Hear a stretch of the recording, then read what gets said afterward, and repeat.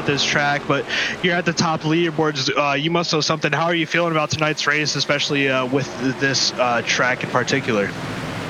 No clue.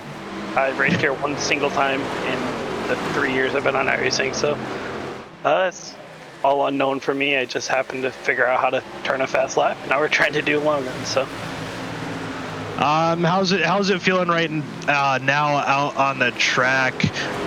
Looks like you might be with a few cars here. I'm not quite sure where you are actually, but how's it kind of feeling out on the track right now as you're racing with a few cars here and this like low banked mile 1.3 mile oval? I mean, the track feels pretty hooked up right now. I don't know what it's going to do once more the rubber gets laid down. Obviously, don't really know where the fast lines are and where the majority tire saving lines are, but it feels fantastic right now. A little bit loose on the short run, but it tightens up quite nicely, and hopefully it stays that way, because it'll be a fun race if that's the case.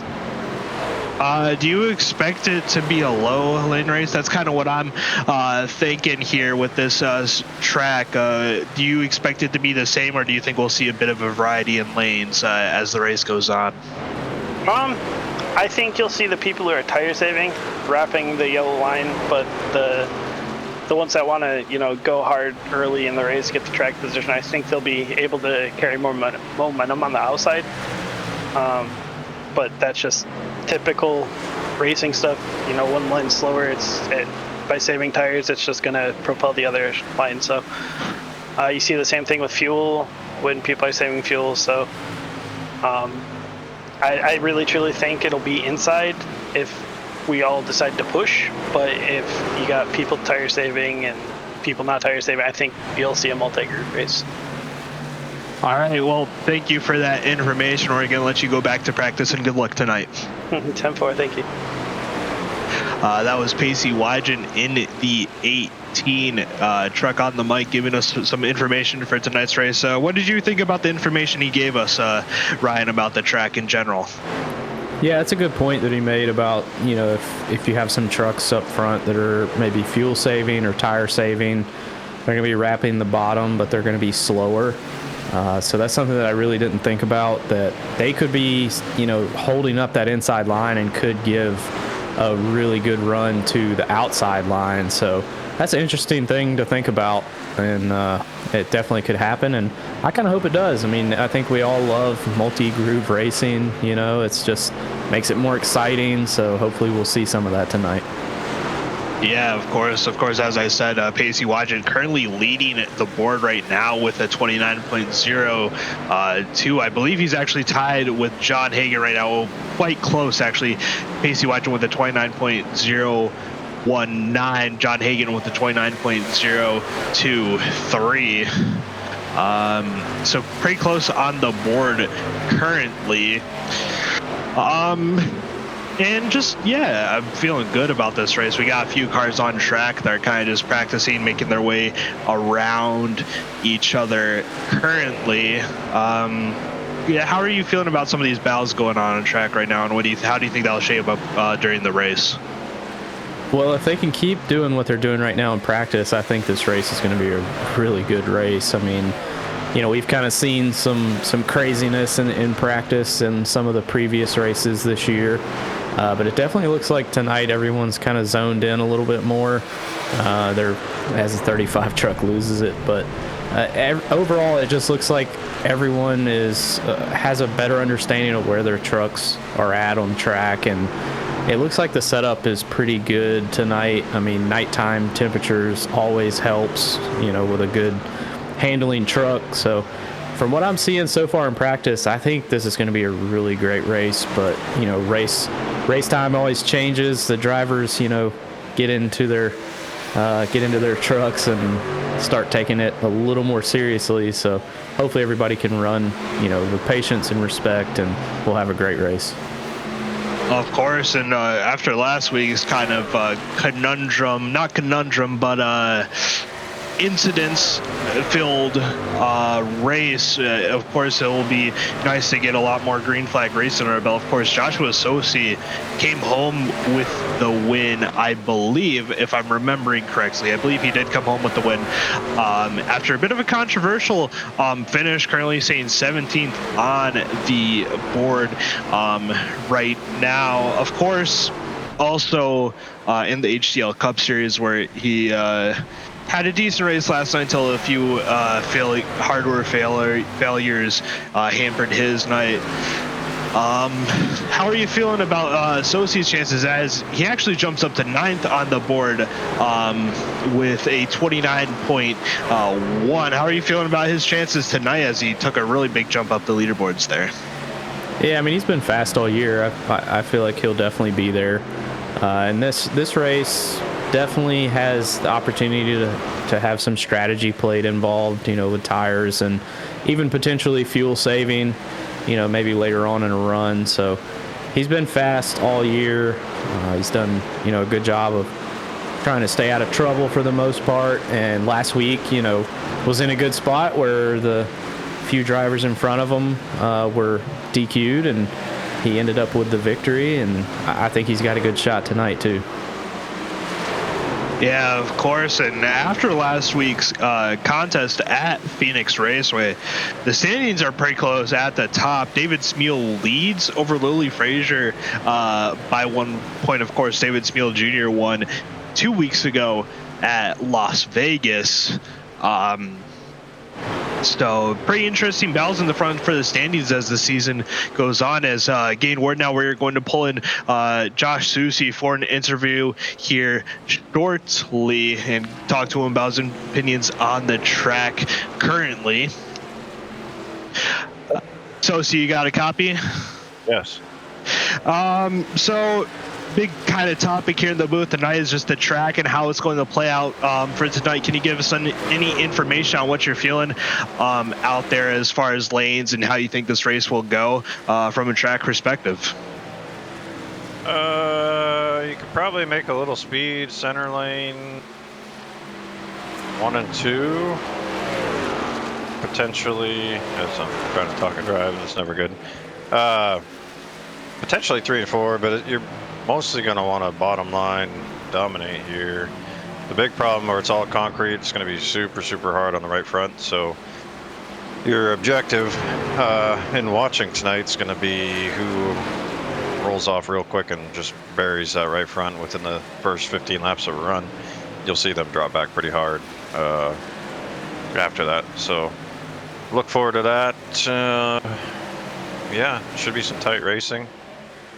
Track's a little more grippier than normal with it being nighttime, so I'm not quite sure how it's going to affect the rubber layout and what that's going to do to the balance, but it seems like you're a little loose center off first couple laps on cold tires, and then it really starts to tighten up. So yeah, that's about it for tonight. All right. Do you think we'll see any side-by-side racing as the runs go on, particularly some people in the high lane, or do you think it'll be mostly a bottom center kind of race for tonight? I think the bottom's going to be where you see a lot of people, but you'll also see a bunch of people try to defend in the middle. And if they can not push too hard on exit and really hold down whoever's on the bottom, it'll stall them out pretty hard. So getting a pass done fast is going to be important. Probably through 1 and 2 is your best bet if you're trying to pass on the bottom. And then otherwise, it's going to be trying to set up a run for exit of 4 with whoever's in front of you washing up and checking up their pace. All right. Well, that sounds all good. Thank you for that information. We're going to leave you to the last about 7 minutes of practice, and good luck tonight. Hey, appreciate it. Thank you. That was the 81 of Joshua Sosi giving us a little bit more information about the track. Ryan, what did you feel about what he told us there?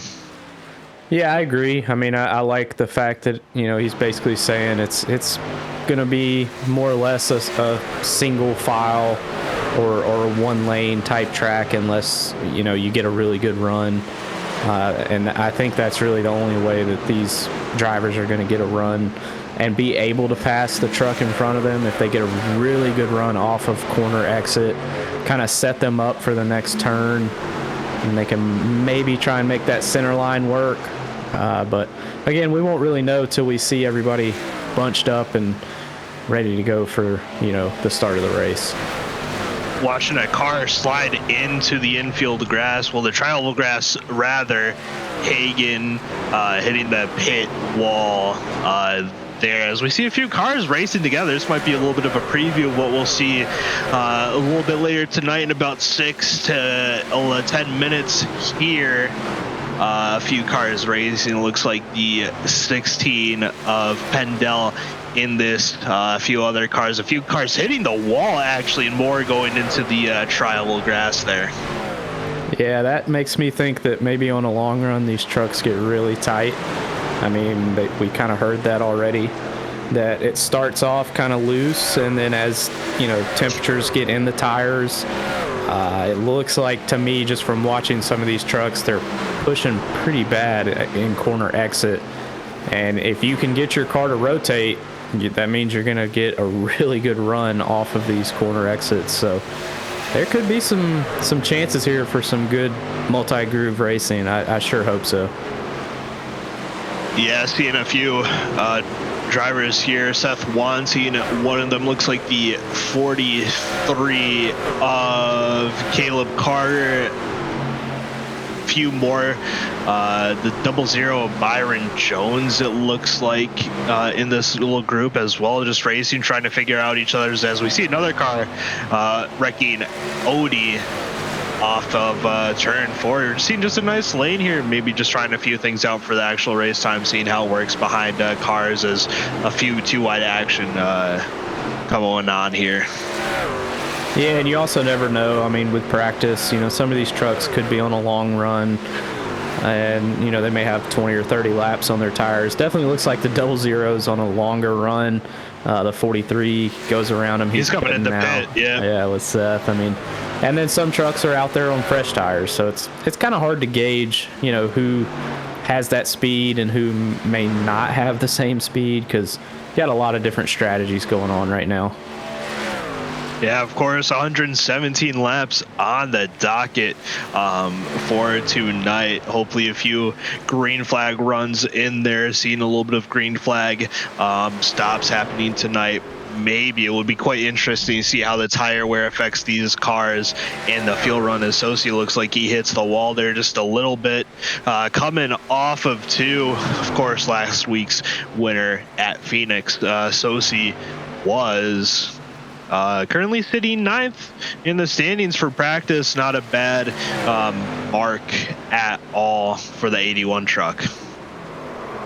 Yeah, like I said, I mean, we talked about it earlier. He's going to have speed. There's people that, you know, do really well in practice and then maybe sometimes struggle during qualifying, including myself. I struggle. Qualifying has never been my strong suit.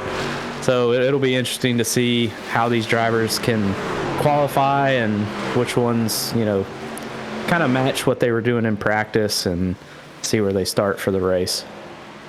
Trust me, I do not qualify well either. I'm significantly a worse qualifier than I am actually on race pace. Looking at Austin Mongold behind the 24 of Kyler McCarthy. A few just cars here on single file, maybe about a second apart from each other here on track. Just some nice run as the 51 spinning there, almost a little bit nice save there from that 51 truck. Yeah, 92 got in the wall too, so everybody just kind of pushing, you know, their truck, see what it can do, especially on a long run, or even some people could still be practicing for qualifying, you know, doing the short 2-3 lap runs as 51 loses it again. So there's like I said, a lot of different strategies. Some people practice in long runs, some people practice in short qualifying runs, and it's just, so far, I mean, if the racing stays like this for the race, I think we're going to have a really great race. as I was looking at that 94 truck, then on my other screen seeing a 35 truck, I realized I'm going to have a problem with the color differentiation on those two trucks. Very similar paint schemes as far as a color palette is concerned. Looking at Lily Frazier now in the 13th, who sits second in the point standings so far. Sitting currently, if I can find her, 23rd on the standings here for the race in practice. Looking good, pretty good. Probably not where she wants to be, but hopefully she will be able to improve on that in the race in qualifying, as we have a minute left until qualifying, just about, before we get into these drivers saying their fast laps to decide where they'll be at to start off this race. Yeah, I was wondering, last week we had the two trucks that were almost identical in paint schemes, but I do not see Lily Sharp on track, so I'm not sure if she's going to make it tonight or not, but those two were almost identically painted last week, I believe, when we were doing our broadcast. So that was, they were almost racing inside of each other. So no Sharp so far. Maybe she can get in here during qualifying, but 30 seconds and we'll get these trucks out on track to set their fast qualifying times. Of course, and looking forward to a pretty good qualifying here as more of these drivers race around each other in the final seconds of practice. Joshua Sosi actually jumped up to the top of the board at the end of practice over Pacey Wygen and John Hagan. So maybe a front runner for our pole position here tonight as we watch Lily Frazier almost bite the dust coming into the pit entry.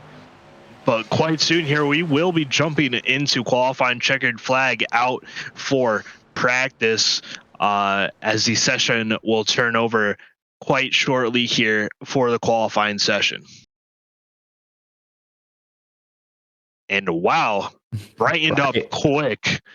That sun moves fast when you're not paying attention, and looking at quite a sunny track here for our qualifying session.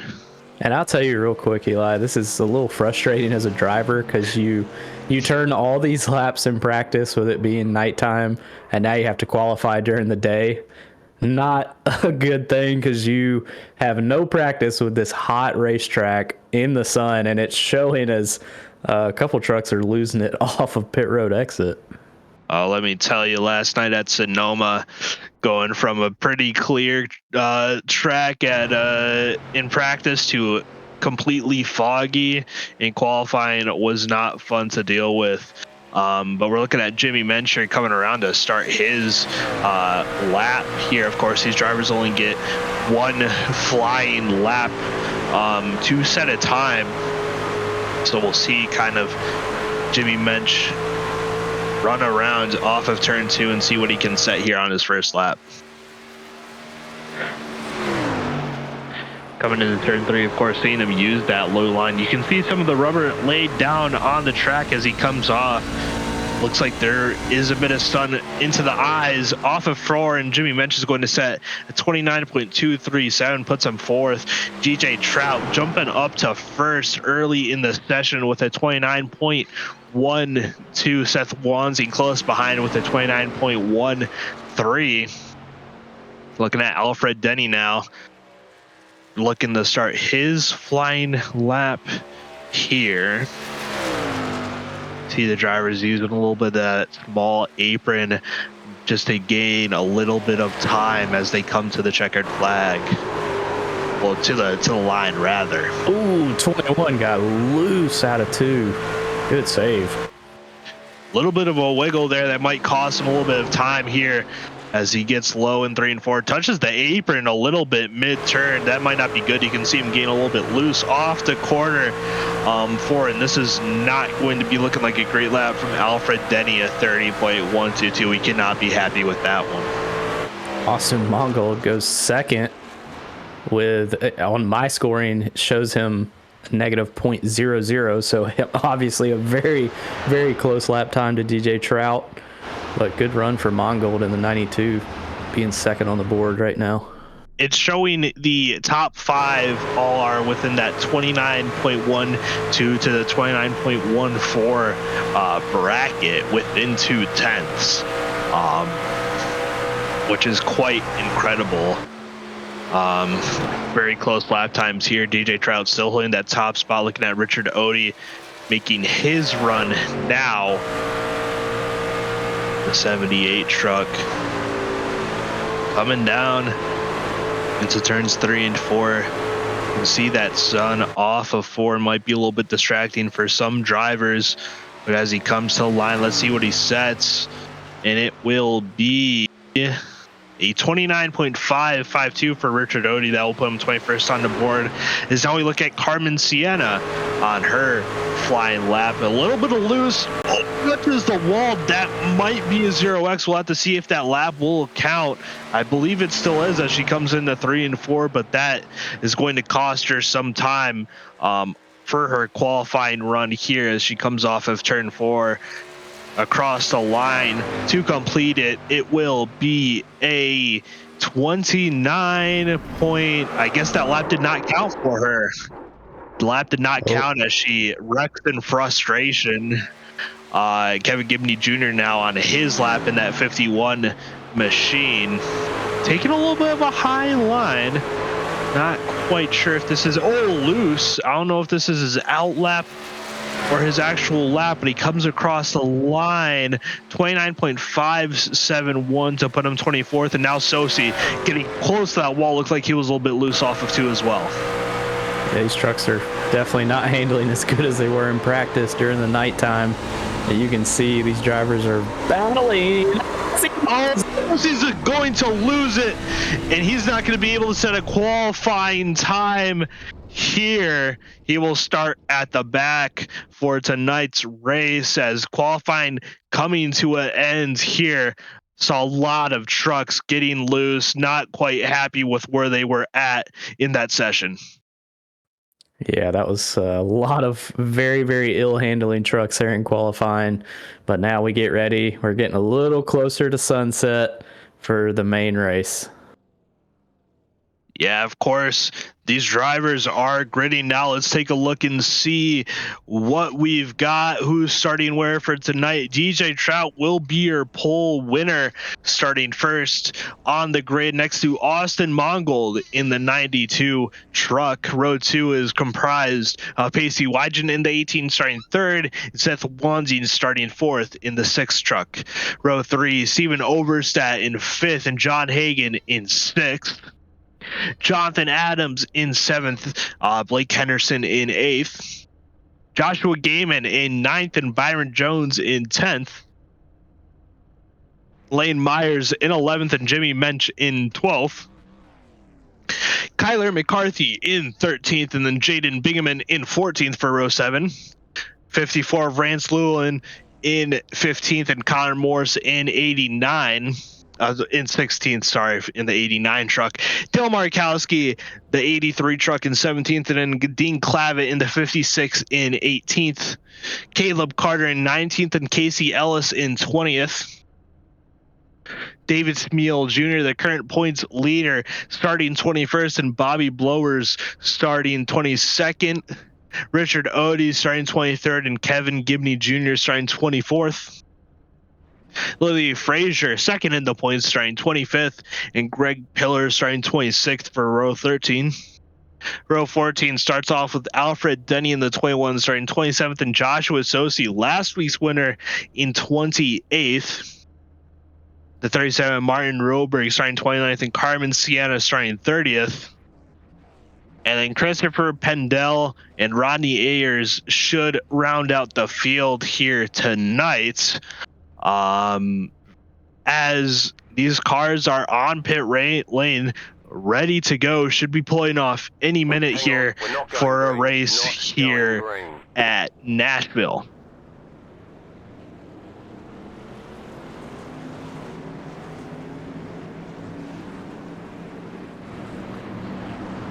The drivers will be taking on 250 miles, 117 laps of action here just outside of Nashville, Lebanon, Tennessee.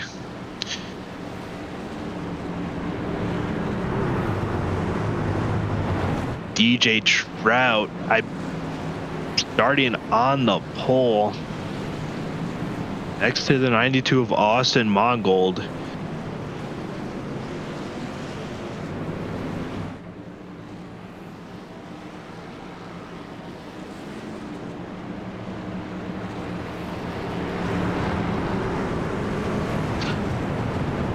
Looking like I think Seth. Is it Seth? Might be missing from our starting grid. Maybe did not grid in time. I'm not quite sure what happened, or maybe he just disappeared. Hearing that he blinked out and is just gone, has not registered as disconnected from the session yet, but that moves the outside lane up positions, well, at least one position. Yeah, I'm telling you, I'm pretty good friends with Seth Wansing, and this is something that he has dealt with for a couple years now. His internet's pretty good, but just for whatever reason, sometimes his computer just can't handle the graphics, or I'm not sure, but definitely some technical difficulties for Seth, which is real bummer. I mean, he had a great qualifying lap and gonna hopefully get back in the race, but bummer. Yeah, of course, lights on the pace truck are out, so we will be going green this time by DJ Trout, and Austin Mongold will be leading the field to green here. So we come down to turn 3. These trucks pacing at 55 miles per hour. See the onboard of Pacey Wygen with the Dunkin' Donuts machine. The pace truck pulls off, and as they wait for the green, slowly come into the Geico restart zone. At the end of it, the green flag will wave, and there it goes. Green flag is out for the Nashville 250 here at the Nashville Superspeedway.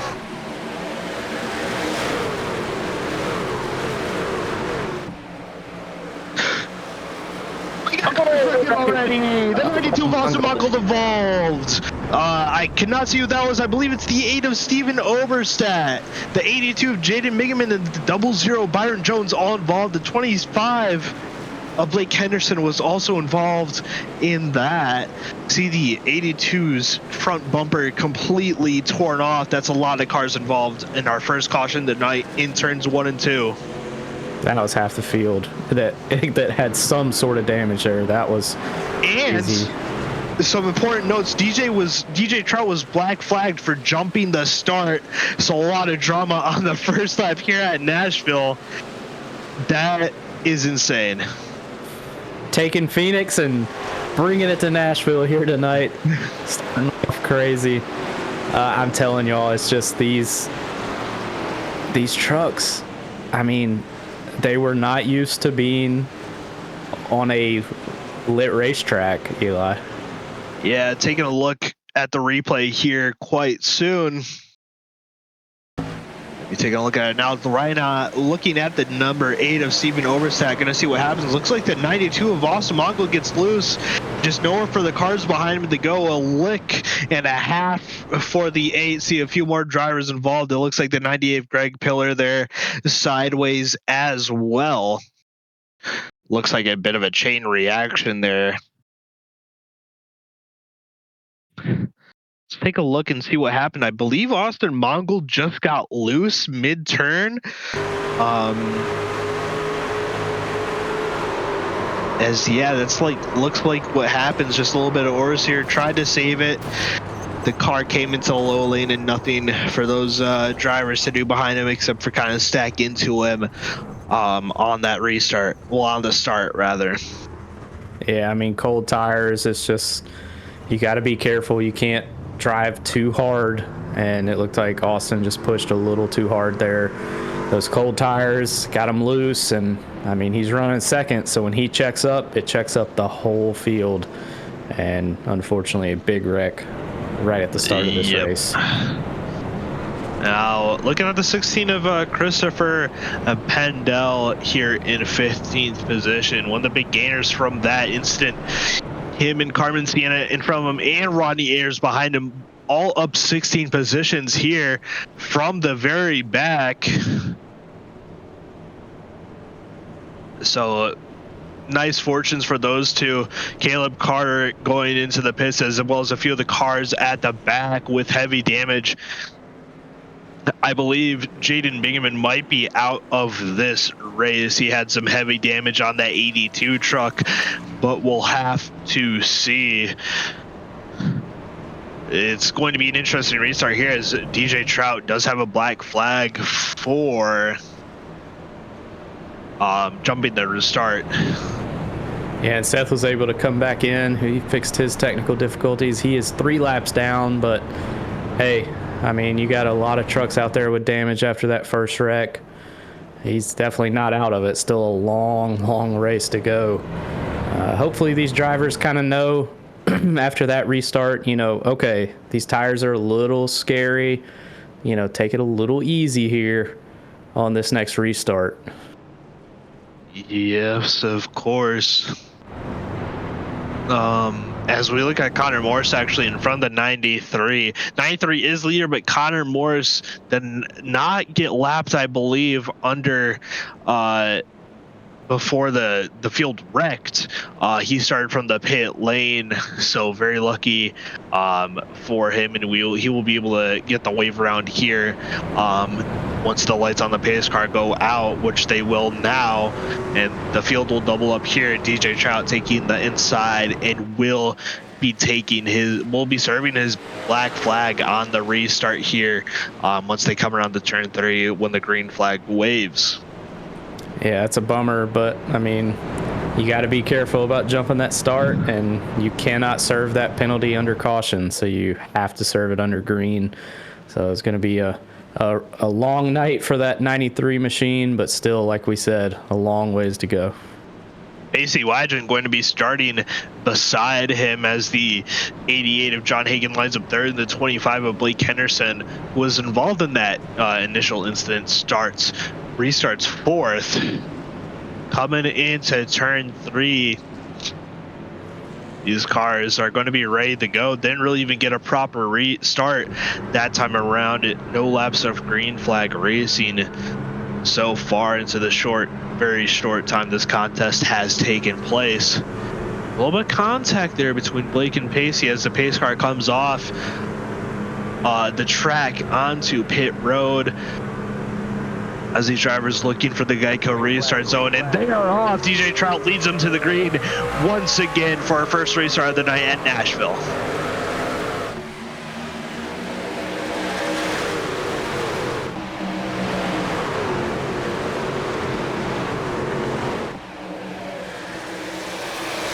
In the 93 of DJ Trout going down, going to be taking the access road onto pit road here, as that's going to give the lead to John Hagan in the 88, and they are filing out to single file pretty quickly here, as we officially have our first lap under green flag conditions.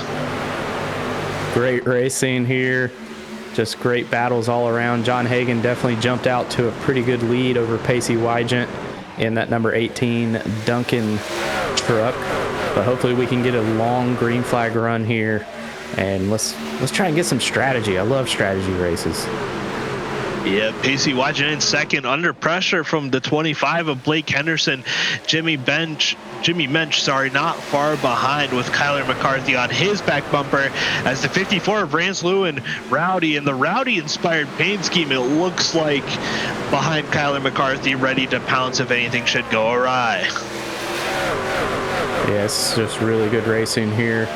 Finally getting some green flag laps here at Nashville Superspeedway, and the track just looks great. These trucks look great. Some great racing right now. Seeing the field start to come up on the 93 of DJ Trout, of course, had to serve that black flag, but we are seeing this low line being a fixture throughout the pack. It's so far and away the preferred line of every truck in the field right now. John Hagan looks like he might be saving a little bit. Pacey Wygant coming up to the back bumper of that 88 truck. But John Hagen's still holding a very comfortable lead as of now.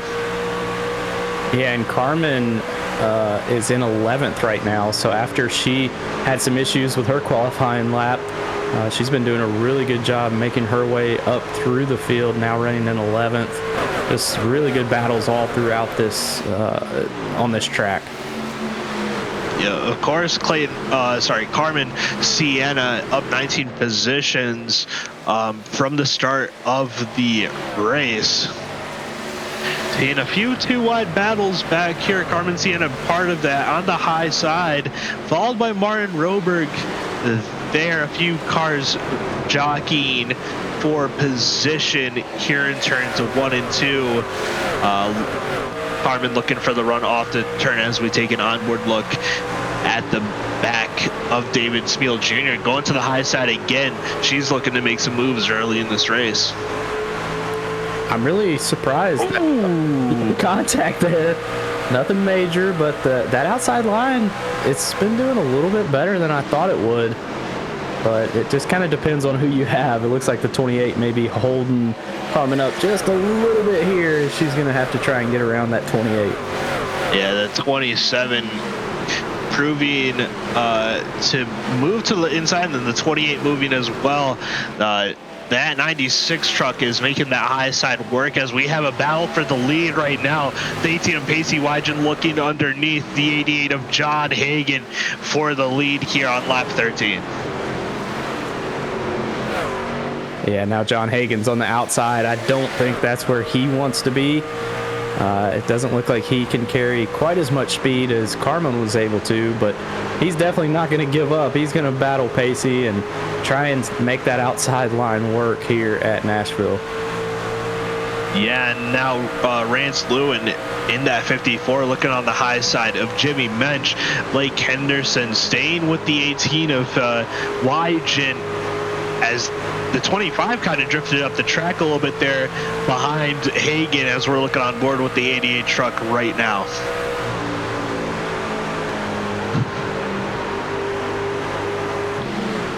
Looking at Pacey right now, the 25 of Blake Henderson now under pressure from the 94 of Jimmy Mensch as Pacey has taken the lead of this race.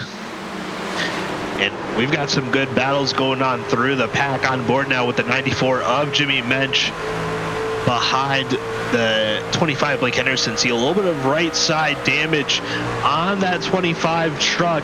Doesn't look like it's affecting him so far. That 25 truck staying in a solid third. Blake Henderson doing a nice job with it so far.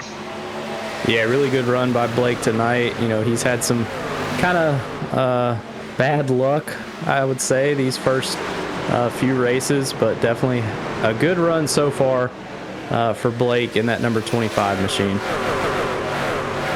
Yep. Going back to single file here in about the top 6-ish, 7-ish. Pacey Wygen in the control of this race now. From the lead, we saw a car go down to the pits as the 92 of Austin Mongold getting a few more repairs done to that truck, I assume, as the 96 of Carmen Sienna looking to the outside, the 16 of Christopher Pannell for the 9th position. Looks like she might not be able to make it work as she slots in behind that 16.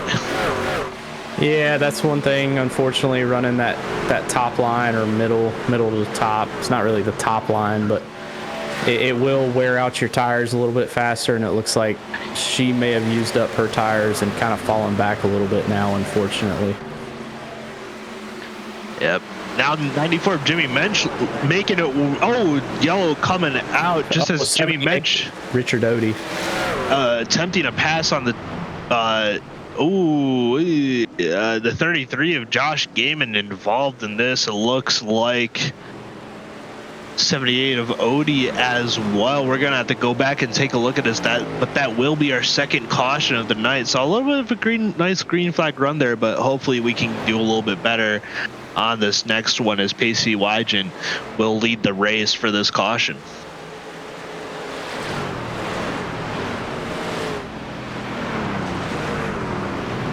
See the pace truck collect these cars here.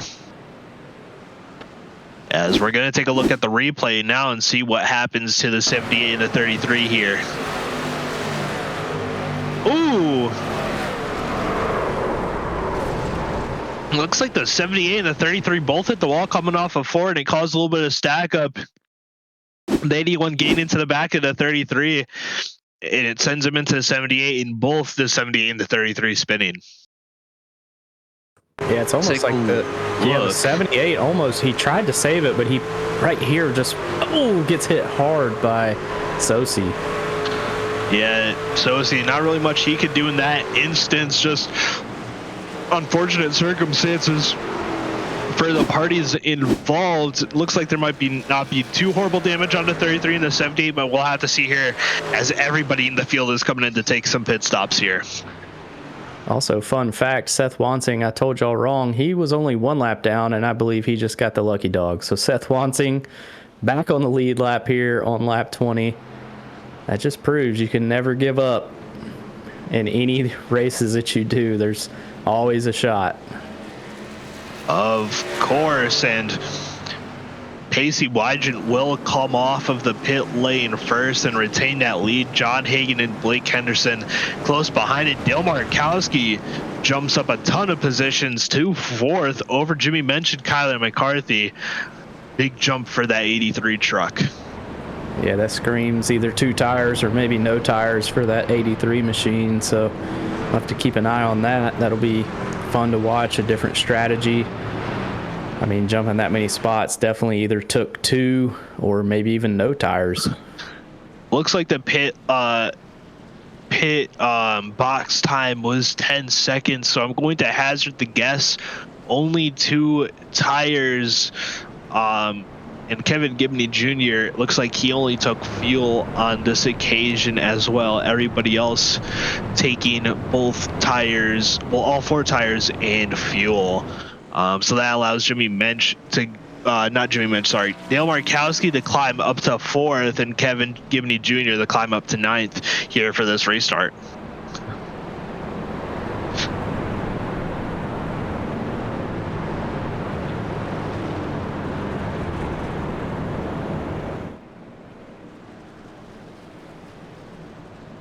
I guess we should probably talk a little bit about the new rule they put into place.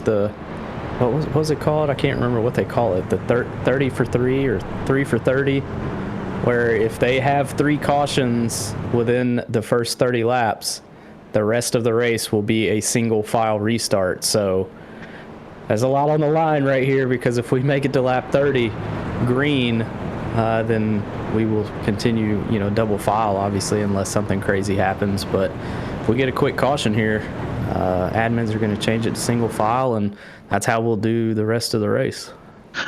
Taking a look at it now, looks like it's 3 cautions before lap 20, so we will probably be double file for the rest of this race, seeing as we are on 21. So unless the admins choose otherwise after a bad string of cautions, we should be double file the rest of the way. Of course, that is up to admins' discretion as far as they deem how a race is going with the caution flags if they get too much. But lights on the pace truck are out, and we're doubling up here.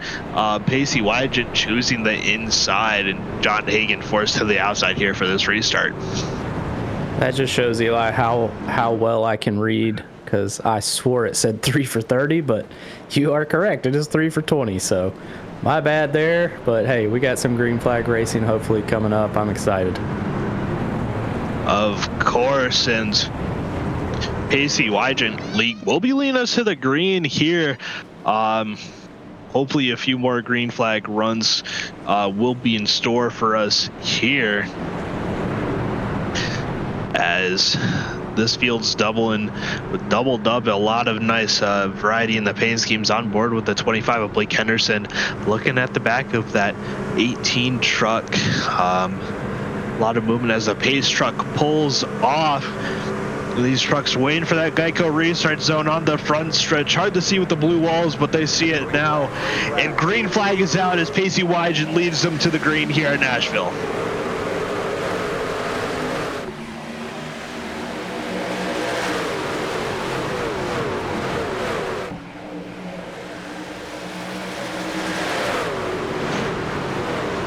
They're wrecking big in the back. It looked like the 83 of Markowski involved. The 00 Byron Jones also involved. Just as I thought John Hagan was about to get by Pacey Watson, I believe he actually did. A huge wreck ensues in turn 2 to bring out our third caution of the night. Well, if any drivers were wondering if 2 tires or no tires work, just ask Dale Markowski. It did not work for him. We'll have to take a look at it and see if maybe he had some help, but definitely was involved in that one. Yeah, we'll have to take a look here and see what happens. Dale Markowski on that high side, coming off of turn 2. Looks like the 54 of Rance Lewin gets loose mid-corner, overcorrects, and up into the 83 he goes. Well, I stand corrected. 2 tires might work. That's a huge hit for both of those drivers involved. Some heavy damage probable on both the 83 and the 54. The 00 gets involved too. That was close. He almost killed the 54, but instead maybe just a little bit of a sidewinder with the 83 there. Yeah, I think that's one of those things where everybody had fresh tires again and just a little loose, and unfortunately it caught Dale up, and the 00, good move here. Take a look and see what happens. See the 54 coming down the track, gets a little bit loose trying to avoid it, maybe a little bit of contact with the 83, but shouldn't be too worse for wear on that truck. As I believe he did come into the pits, so some repairs taking place on that truck as John Hagan was actually able to take the lead from the 18 PC Wygen on that restart. As we take a look at the race summary, lap 24 of 117 and 3 cautions already, 9 caution laps, 93 laps to go, and 4 lead changes have taken place. Not looking great so far as we see the 83 Dale Markowski go down into the pits, but hopefully these drivers will be able to clean up. We saw a glimpse of what the green flag racing could look like after that first caution. For sure. I think I need to talk to Dean after this race to change the rule to 3 for 30. Sounds better, but yeah, just great racing overall. I mean, definitely a few cautions here, third caution, but we did have a little bit of green flag racing there, and you could definitely tell that once these drivers get spread out, it is stay on the bottom, single file, get a good run off and try and beat that truck to the inside position for the next corner entry, and everybody was doing a pretty good job of it. So, but these cautions, you know what we say, they breed caution sometimes, so hopefully we can get spread out again. Of course, as these trucks come down the back stretch at a pace. I'm taking a look at that chicane law on the infield. I'm wondering why we can't run that. I'm a Roval enjoyer, and that's looking kind of goofy but it still looks pretty enjoyable. As these trucks gain to line up soon for to go double file rather. Let me take a look at kind of the scenery around Nashville Superspeedway here. The Midwest portion of the country. Double file starts now as lights on the pace truck go out. John Hagan chooses the inside line. That will be the preferred line for most drivers. Seeing the 92 of Austin Mongold exit the pits. I believe he'll have to file in behind everyone else here, but Pacey Wygen will be starting on the outside of John Hagan, Blake Henderson in third, and Jimmy Mensch holding down the fort in fourth place, hoping for a good restart here as the 92 of Austin Mongold will have to file to the back here for this restart. After 27 laps, we still have 30 trucks on the lead lap. Mongol just went 6 down in 32nd, but getting ready to go green here once again. We'll be coming to lap 28 of 117. Yeah, taking a look at the start of the grandstands here as the pace truck pulls off from the point of view of Jimmy Mensch, or rather the camera on the top of that 94 truck, as John Hagen leading him to the green for a third restart of the day here at Nashville.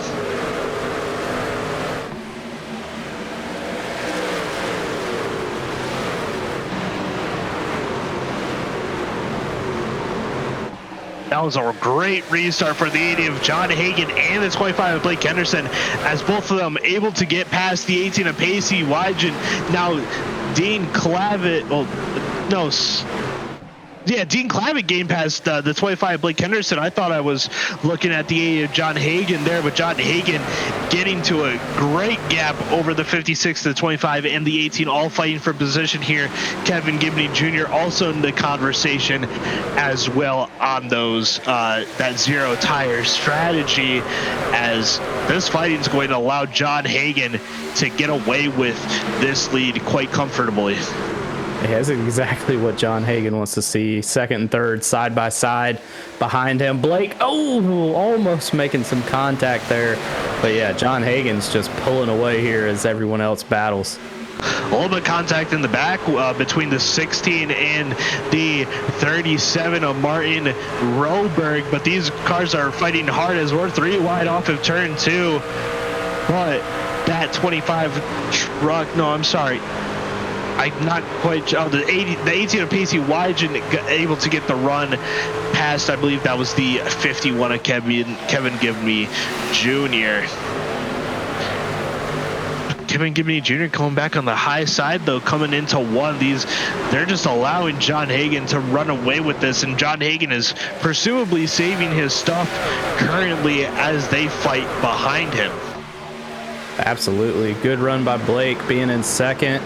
The 18 just battling, really good racing right now throughout all of this racetrack, and everyone being pretty patient and pretty respectful so far. So this is looking like a good sign for some green flag racing. Yeah, John Hagen up to about a 6/10 lead over the 25 of Blake Henderson. Was about 2/10 slower that last lap, so I'm definitely thinking he's saving his stuff currently. Dean Clavitt in the third position behind Blake Henderson, as we see a little bit of fighting here. 6 trucks around. Looks like single truck though, so I think we're gonna keep it green. Yeah, 6 truck spinning in the infield grass, going to get it straightened out on the pit lane. No caution will come out for that one, but he will need a black cleared for that one, as they're fighting here for the second position. The 25, 56, 18, and the 16 all in a line. Yeah, really good racing so far. I mean, the top 5 or 6 is really battling hard, but John Hagen is definitely losing a little bit of that lead that he had. Blake Henderson's starting to close a little bit on him right now. Yeah, taking a look on board with the 27 of David Smeal Jr. trying to get past that 51 of Kevin Gibney Jr. on those old tires. That 51 truck starting to fall back as he hits the wall there. That's not going to be good for him at all, as that's going to allow him to fall outside the top 10 here, presumably, as the 27 of David Smeal Jr. now under pressure from the 37 of Martin Roberg. Yeah, he was able to make a little bit of a run there, but then those tires caught up to him pretty quick, and he's fallen back now, unfortunately, for the 51. Yes, indeed. Taking a look at some 2-wide action behind them. No, but it looks like that 21 of Alfred Denny, the 43 of Caleb Carton, the 24 of, I'm blanking for some reason, Kyler McCarthy also involved as they catch up to the 51 of Gibney Jr., who will be shoveled to the outside. They're almost 3 wide here in turns 4. That's close margins. Oh, contact there between the 43 and the 24. Holy moly, that was scary right there, but they made it through. Still some great racing. That was really good moves to not have any kind of carnage there. Yeah, they're still racing hard for these positions just outside of the top 10. 3 wide once again, the 51 of Kevin Gibney Jr. on the wrong side of all of this as he's just hemorrhaging position right now on those old tires. Looking at the 93 DJ Trout making his way back into the top 15 here. That 51 of Kevin Gibney Jr. is really struggling for grip as they almost made contact. That was really close.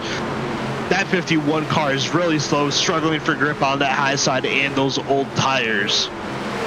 Yeah, he is definitely wishing he had 4 fresh tires right now. Struggling bad.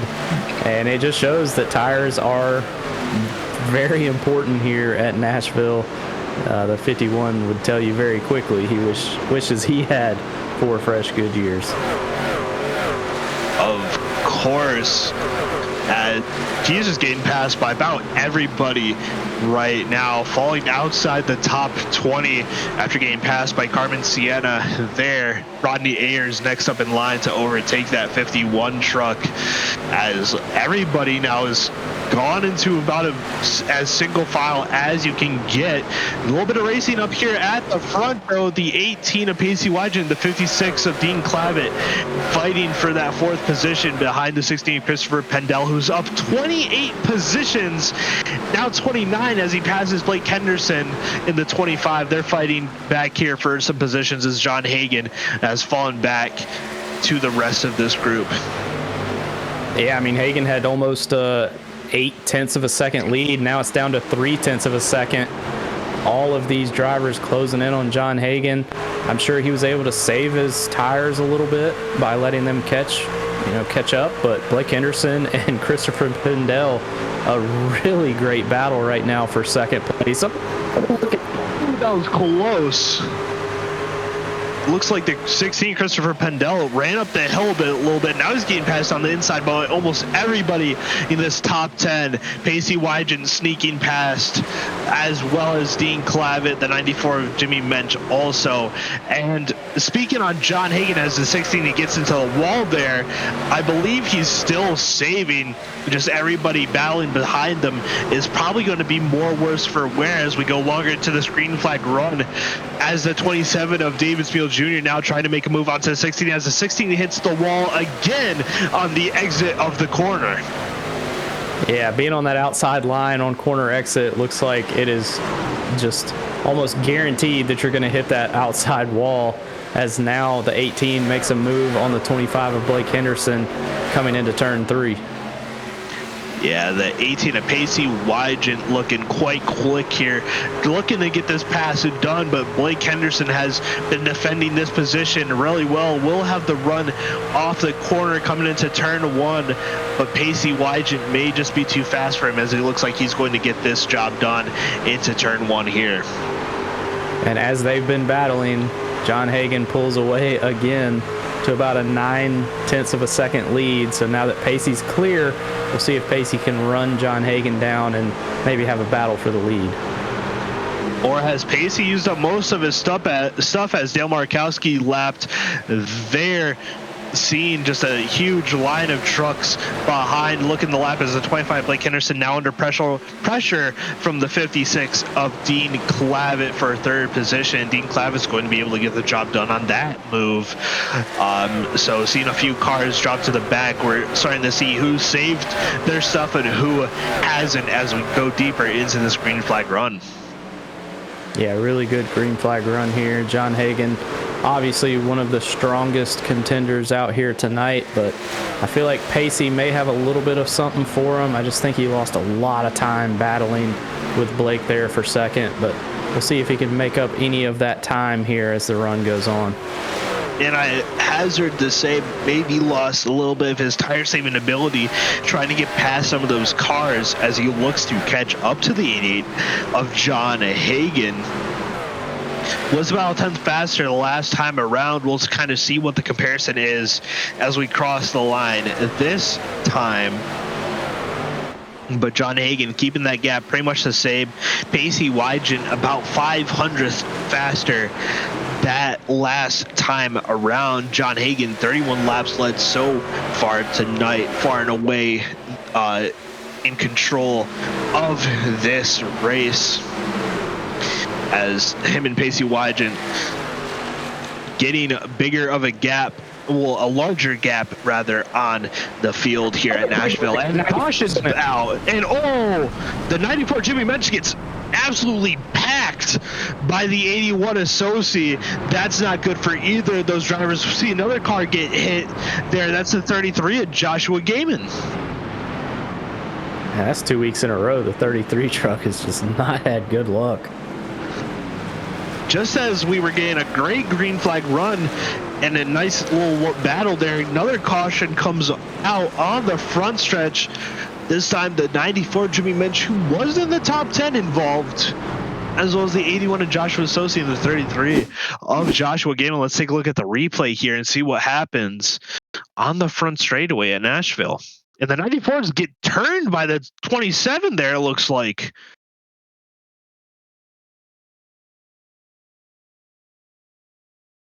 That's a hard hit. The 25 Blake Henderson also involved, and wow, that car got some air.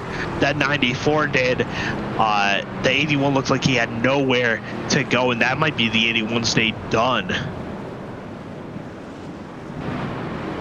That was a huge contact for that 81 truck. Oh, the 25 gets loose off the turn 4. And into the 94, and that just causes the incident on the front straightaway. You saw that 94 and getting the air. That is huge damage to that 94 truck. Yeah, it looks like the 25 may have just been pushing maybe just a little too hard and got loose, and the 94 was just in the wrong place at the wrong time. Yeah, take a look on board with the 94 Jimmy Mensch. Boom. That's not what you want to see. You don't want to be seeing only green grass and that concrete on the apron there. You would rather be seeing some of the crowd and that sky while you're driving, not just that flat earth and stone. I'm seeing pit stops happening now. About everybody comes in to take some pit stops here. John Hagen comes out in front of the 18 of Pacey Wygen. Looking at the race summary, 68 laps to go, 4 cautions and 14 caution laps out of the 49 laps completed with 4 lead changes. John Hagen's had control of this race for the vast majority of those, 49 now 50 laps. Got my numbers a little bit mixed up there.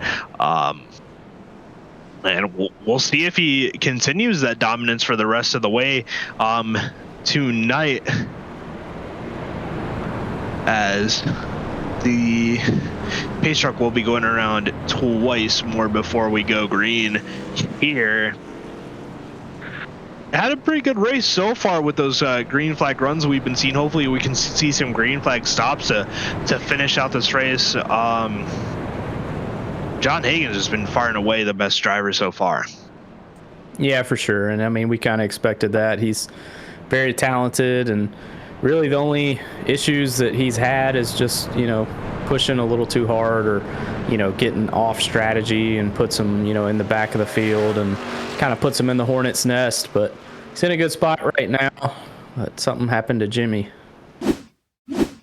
See what happened to Jimmy Mensch, who was, of course, involved in that accident.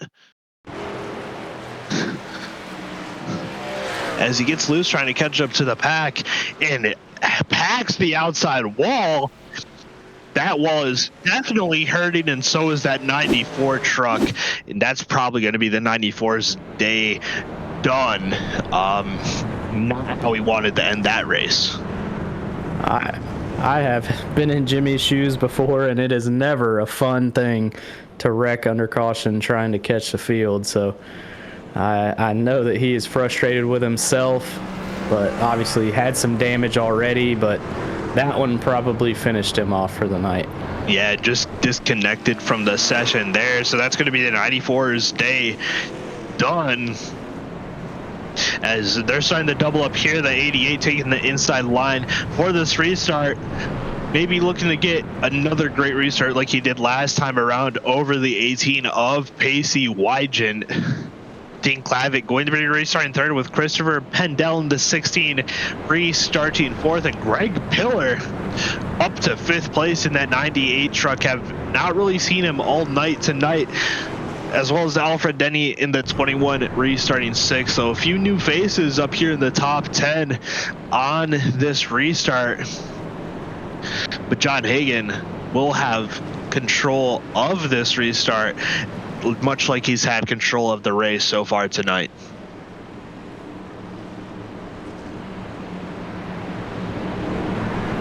Pace truck about to pull off here on the exit 4 on board with the 16 of Christopher Pannell. Night has fallen here at Nashville Superspeedway. The 88 of Hagan looking for the Geico restart zone, finds it, finds the gas as well, and we're back under green here at Nashville. And it was spinner off the restart. Not quite sure who that was. Might be Austin Mongo, but they're still going here, still going green. And we've got a car in the wall now as well. It looked like it couldn't quite see who it was. It might be the 17 of Rodney Ayers, but a bit of chaos on this restart. John Hagan gets out to another great lead over the pack as they come onto the He's around.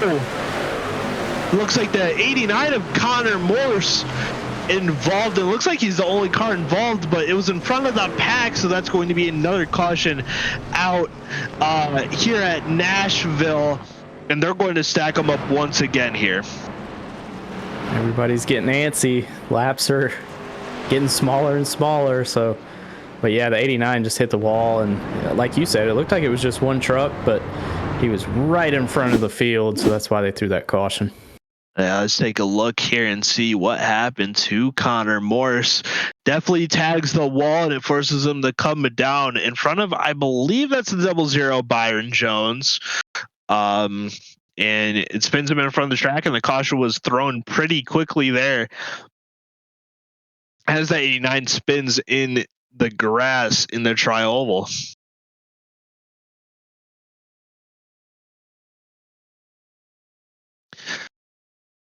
Riding that high side too, looks like maybe a 3 wide for a bit there, and it looks like there might have been a little bit of net code there as well. You can kind of see the 89 and the 00 physically react to each other despite there being no contact. About 2 feet, maybe 1 foot between the two cars there. Yeah, one of those things. It looks like he kind of got spooked, but it was unfortunately just a little bit of netcode contact, and that's what sent him around and into the infield grass, and what brought out our 5th caution of the night. Yeah, of course. Now they will be doubling up here once again.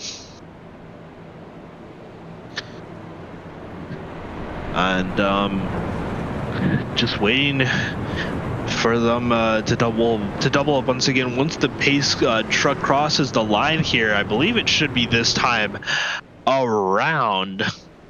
John Hagan still has the control of this race. Right now, the biggest mover of the race is that 16 truck in third. That's Christopher Pannell up 28 positions from where he has started. Started in the 31st position. So a great race for him tonight to be able to get up to this top 5 position. Greg Pillar and Alfred Denny as well, both up 21 positions in 5th and 6th respectfully. For sure. And also DJ Trout in the 93 truck has made a really good recovery from that black flag that he had to serve. He's up to 8th. Carmen Sienna is up to 10th after her qualifying miscue. And then Seth Wansing in 11th after his technical difficulties as well. So a lot of drivers overcoming adversity tonight here at Nashville and have a chance to have some good finishes for them. Of course, as we look at this colorful cast of trucks, some light, some dark, some bright, all over, some neon out there as well. See him coming through turns 3 and 4 as pace truck should have the lights go out on top of it this time around, and they will. The field will double up here. John Hagan elects to take the inside once again. Pacey Wygant will be stuck on the outside. Chris Pannell in 3rd, Dean Clavitt in 4th, and then Alfred Denny in 5th with Greg Pillar. No, Alfred Denny in 6th. Sorry, with Greg Pillar in 6th. Will be another interesting restart here as these drivers get ready to take the green flag once again.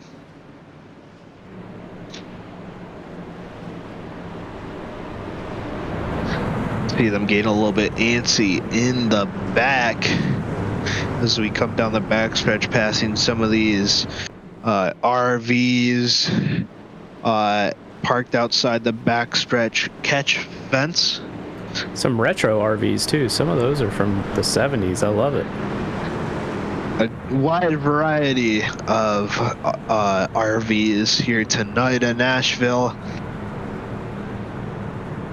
as the pace truck will be coming down. John Hagan will have control of this restart as they come onto the front stretch, looking for that green flag, and it is out. John Hagan leading up to the green once again here at Nashville.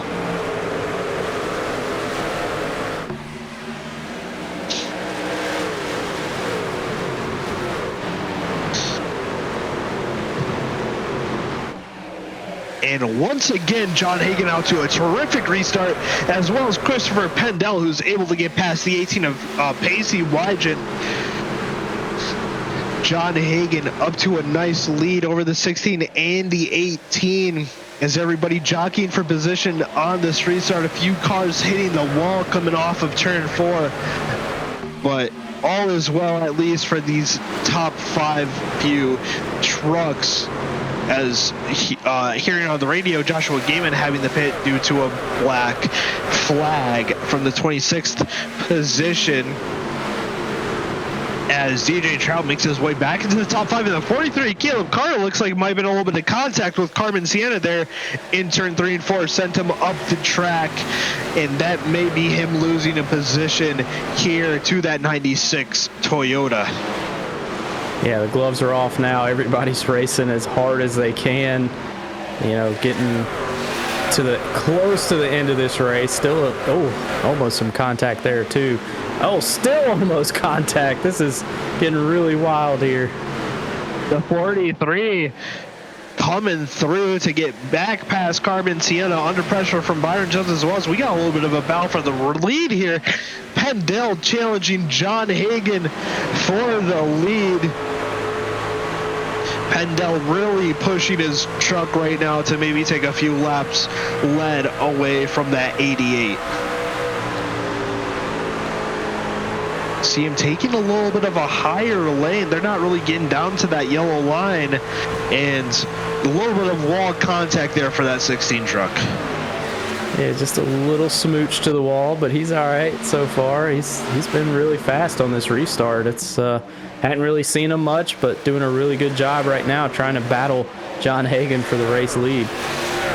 Yeah, they're up to about a second gap over the 18 Pacey Wygant, and he's going to take it down low to try and snatch this lead away from the 18 as they come up 4. He might be able to do it. They're side by side as they're coming to the line here. just barely eking by, and he will have the pass completed. Coming into one, new leader, the 16 of Christopher Pannell, up 30 positions from 31st, takes the lead away from John Hagan, and he'll be looking to drive away from that 88 truck as fast as possible while still saving those tires. John Hagan, though, going to be looking to reclaim that lead, or perhaps just looking to save his tires here for a possible green flag run. Yeah, that's what I'm interested in. You know, it's the 16 using up his tires a little bit more than the 88. You know, we'll have to see as this green flag run goes on. But right now, the 16 pulling away about 4/10 over the 88 truck. Yeah, 4/10 faster than John Hagan that last time by. We'll see the lap time comparison as they come to the line. They basically ran the same exact lap time that time around. As I think Christopher Pannell is looking a little bit worse for wear on those tires. You can see him getting a lot closer to that wall than the 88 truck is off those turns, as Pacey Wygen as well with the lead over DJ Trout looking to catch up to these front two. Yeah, good racing all around the racetrack right now. And again, hopefully we can keep this thing green, get some strategy, maybe even get a green flag pit stop before the end of this race. We would love to have that strategy and see if these truck drivers can make a clean green flag pit stop. You know, long line of trucks here, single file all the way. Dean Clavitt in that 5th position over Alfred Denny and Greg Pillar. Just seeing a long line of cars. About everybody in the field is single file right now, front to the back, as a bit of 2-wide racing actually here for about the 12th position. Martin Roberg looking for something maybe on Kyler McCarthy as they come down the back stretch.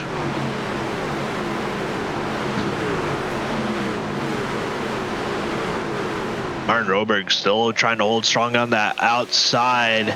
He might be able to get it done as they come into turn 1. We'll have to see. He's got a nice run and should be able to complete the pass as they come down into turn 1. But Kyler McCarthy gained a little bit of an edge into turn 1, but that 37 looking strong on that high side over this run is able to complete the pass over the 24 truck. Yeah, good pass there, just keeping it on the outside, getting that momentum and the run off. As we're watching the 6 of Seth Wansing and the 00 of Byron Jones battling now. This is a good battle as well out here on the racetrack. Ooh, couldn't tell what truck that was, but good battling out here. Everybody showing some patience and some respect as we'll be coming to lap 70 of 117 here. Yeah, Seth Wanzi and Byron Jones fighting for 9th, right behind Caleb Carter, who's also about to be involved in a little bit of a battle here. Carmen Sienna was looking for something that looks like, but going to be losing momentum. And he's 37. He's going to hit the outside wall. Gets walloped by the 27 of David Spiel Jr., and that's going to bring out yet another caution here at Nashville. That was unfortunate, especially for that 27 truck. Not looking great for the 27. Looks like the 83 of Dale Markowski might have some damages. We see the 27 going to be diving it down to pit road immediately, it looks like here. Maybe just trying to get some positions back, and kind of hard to tell, but some visible damage on the front end of that truck as he's bringing it onto the apron and going to be pitting here quite immediately.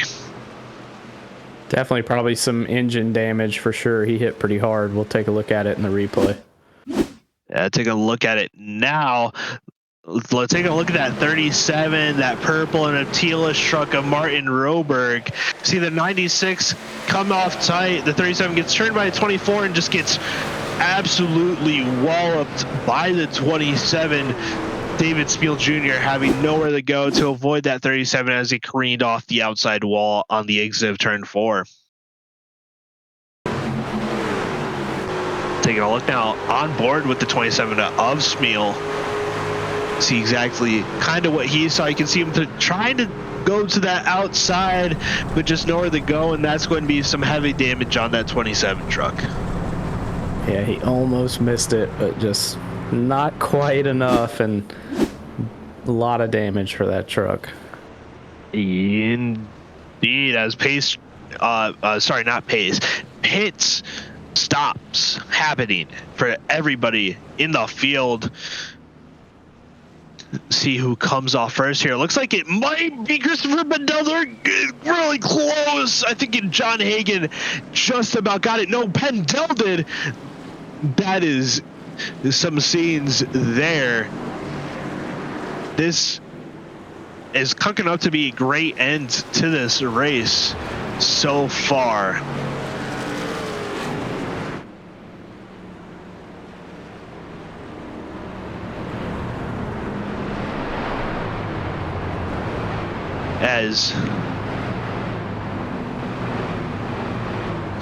Sorry, trying to listen to some comms. Looks like there might be something going on between the leaders here.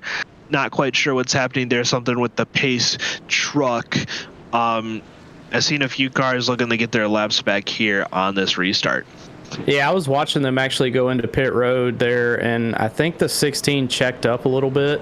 The 88 actually checked up behind the 16. This was getting onto pit road, and the 18 of Pacey literally hits the back of the 88 of John Hagen, and they both almost spun out.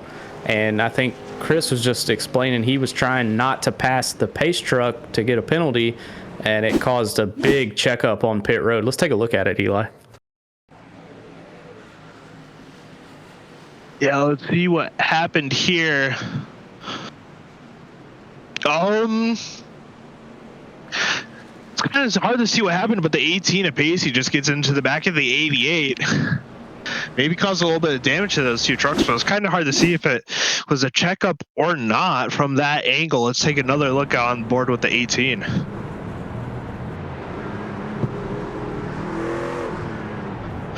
And it kind of looked like the 18 sped up a little bit there, didn't it? Yeah, I mean, it looked like the 88 was slowing up as the 18 was speeding up, and then they kind of just met in the middle, unfortunately. Bit of a weird instance there. But the 16 is going to have the lead of the race once again. Well, not once again, but he's going to have the lead on the restart here over the 88, who's been in control for most of the race, but let the 16 get by on that restart.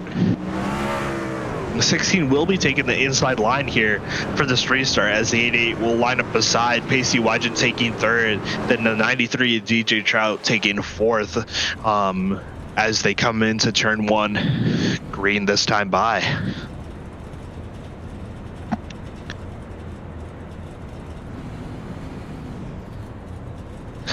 Taking a look from the cockpit of the 16. Can just kind of see what these drivers are seeing on the track under these pace laps. See kind of how bumpy some of the surface is. Taking a look at some of the gloves and the steering, some of the miscellaneous stuff. Looking at the RPM gauge, keeping it below 3,000.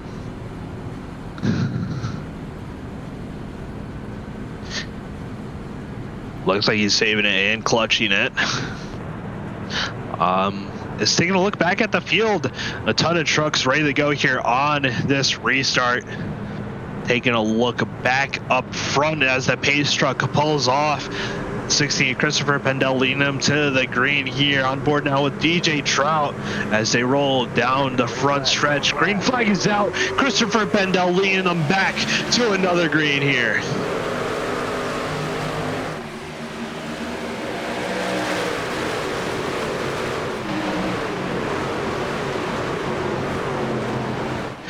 Oh, they're wrecking. 89 and behind the 13 involved, a ton of cars involved, the 35 involved. That's going to bring out another caution and some more contact involved, as the 89 involved once again with a wreck. The 82 also involved. That's going to bring out yet another caution here at Nashville. 7th caution after 76 laps.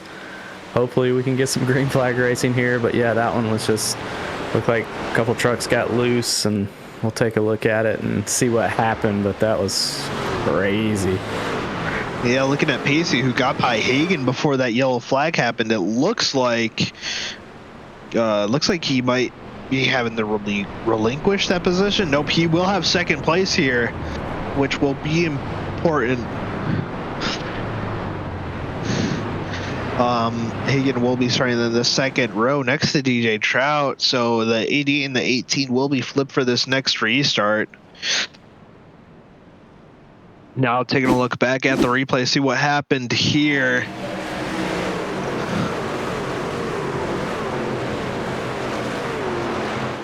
Two separate incidents looks like happened there. One between the 96 and the 13, another between the 89, and I can't tell who that other truck is. Looks like it might be the 34 or the 34 Bobby Blowers.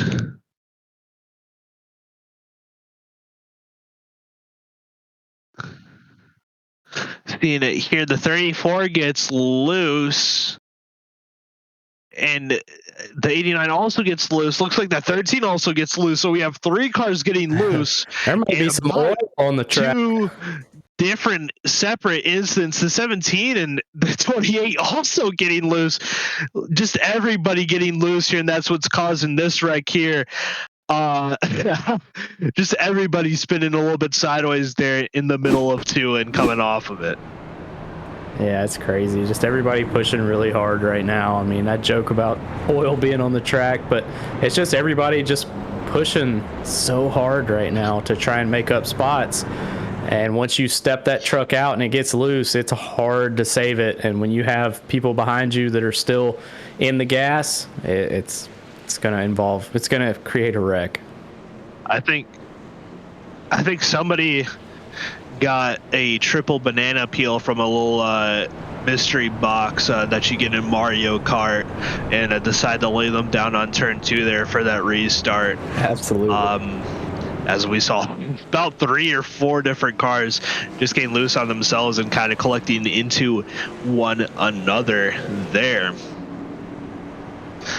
As basically nobody came in for pit stops so soon after they came in last time around.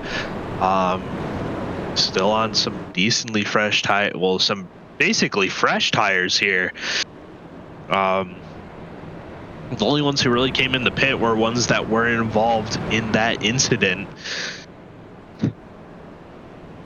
Yeah, I mean, also another thing to kind of keep in mind is they only had 6 sets of tires, on pit road, and we're on our 7th caution. So if you took tires, after every caution, you're getting close to running out of tires here, and the race is not even close to being over yet. So tires may be something that if somebody saved on to a set or 2 here at the end, they may be in a really good spot at the end of this race. Of course, and seeing these cars start to double up before they really have to, but I guess that just shows how eager these drivers are to get racing once again here, as now officially 1 to green here. Pace truck will be coming in this time by to get us back under those green flag conditions once again in this race. Seeing the 16 Christopher Pannell and the 18 of Pacey Wygen on the front row for this restart. It must be like only the second time tonight John Hagen has not restarted on that front row. As Blake Henderson has also made his way back up to the front here, as well as Kevin Gibney Jr. in 8th. So a few familiar faces popping up back once again into this top 10. As we will be restarting with 80 of 117 completed here. On board here with the 88 of John Hagen, looking at the rear bumper of the 16 of Christopher Pannell. See, they're pretty eager to get going here. as the pace truck pulls down. Christopher Pannell waiting to press on that gas in that Geico restart zone, and they're back off here once again at Nashville.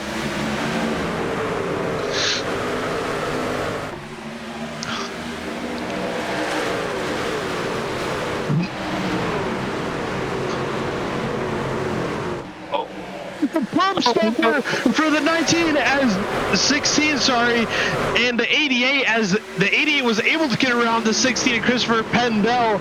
A bit of contact there coming off of 2, but John Hagan is going to have the lead of this race once again. Taking a look on board at the back, and we're seeing a lot of angry fast trucks looking to get past this 88 here. That was a very aggressive move, and Hagan made it work, but you know that 16's probably not happy there. Oh, flicking around! Did they save it? I can't believe it. Wow. That 25 now loose. Is he going to be able to save it too? He's just basically coming down into the pits. He's spinning into the pits. Basically comes to a stop, and both of these drivers coming into the pits to avoid a caution. Wow. That was hectic there as the 80 of John Hagan in the lead once again here at Nashville. That was crazy. I cannot believe the 25 saved it, didn't wreck. What a move, and we continue to race under green flag conditions here. That was wild. The 56 was at basically a 90-degree angle compared to the rest of the field and was still somehow able to keep it straight, as we see the 96 and 25 coming out pits, as we're going to go to a replay really quick and see what happened on that restart. Looking at the 25 here, just getting loose in turns 3 and 4. Basically already loose with the contact with the 56. This one all the way in turn 2 as he gets the 56 loose, airborne a little bit. They're both able to save it on board now with the 25 as you see him working that wheel, trying to keep this thing from spinning out anymore. It's still going around on him here at this point, and he basically is at a 90-degree angle to the rest of the track and is just able to stall it onto pit road along with Carmen Sienna. Great moves by them to keep it off the track and keep this thing green. That was crazy. 88 of John Hagan, though, in control, but the 18 of Pacey Wygant close behind, as we've probably got a proper race on our hands now. John Hagan, Pacey Wygant, the fastest 2 drivers all race tonight. Christopher Pannell not far behind them, racing for the lead, and now both of them hungry for a win here. On board now with Pacey Wygant. See them both getting down to that yellow line there and coming off nicely on the front straightaway. You can just see the speed of these cars as they come up on some lap traffic in front of them. Taking a look back at some of the field with these nice trackside views. See a few battles going on, but the one that's most interesting is up here at the front. About a 3-truck battle for this lead with about 40-ish laps to go here. Yeah, and Christopher Pannell is right there, and trust me, he remembers what the 88 did to him, and if he can get there, he's going to drive him with that same respect. So a 3-truck battle for the lead right now. This is really fun to watch. Yeah, taking just all these drivers trying to save their stuff but stay competitive with one another. That 16 got really tight on the exit, it looks like, but that 18 is driving smooth in comparison to these two right now.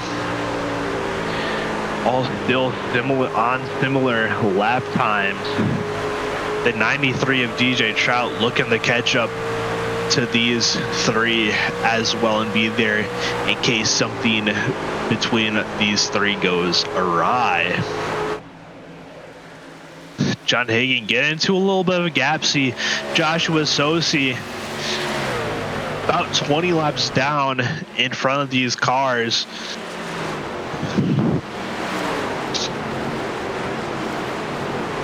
They're looking clean so far.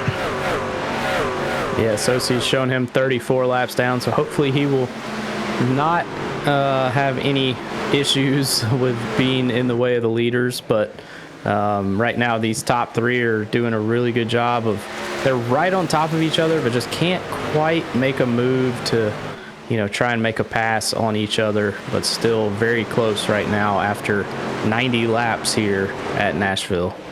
Yeah, they're just spread out just enough where they can't make a lunge at all as we're coming really close onto the closing stages of this race. Just about 20 laps to go here.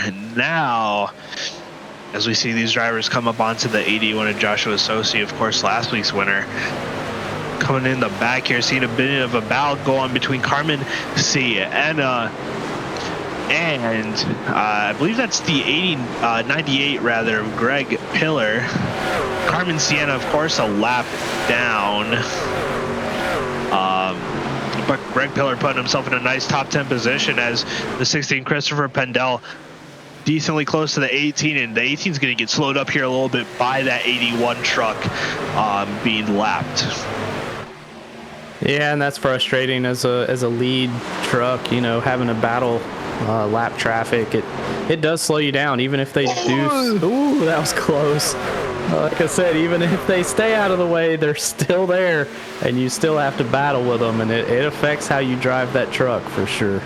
Is 16 of Christopher Pannell apologizing for getting tight off the corner and almost running into the 81. You can see they're kind of struggling for tire grip right now. About 20 laps into this tire run, the 80 of John Hagen's starting to run away with it a little bit over the 18 of Pacey Wygen and Christopher Pannell. Christopher Pannell getting a little bit loose off of that turn as well. Looks like a mixture of tight and loose for that Ford.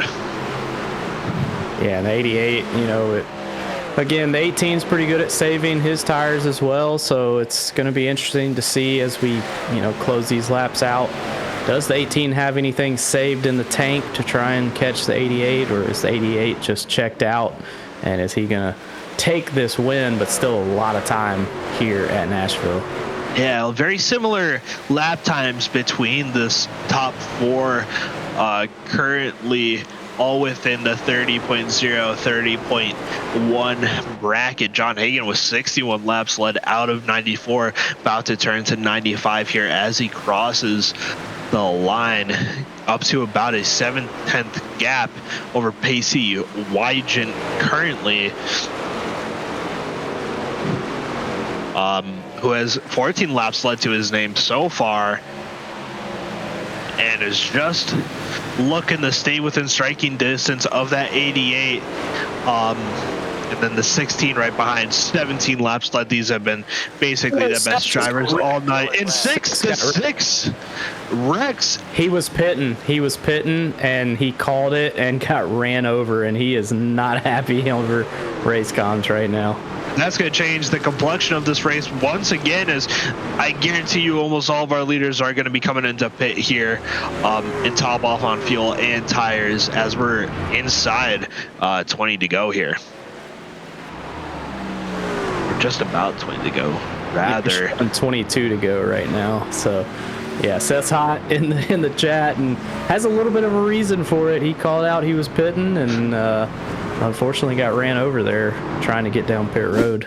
Yeah, let's take a look and see what happens as he's trying to get down onto pit road. Just gets ran over by the 24 truck. The 81 getting into the wall. Kyler McCarthy, kind of the instigator of that incident, and the 6 is not going to be happy with that 24 truck.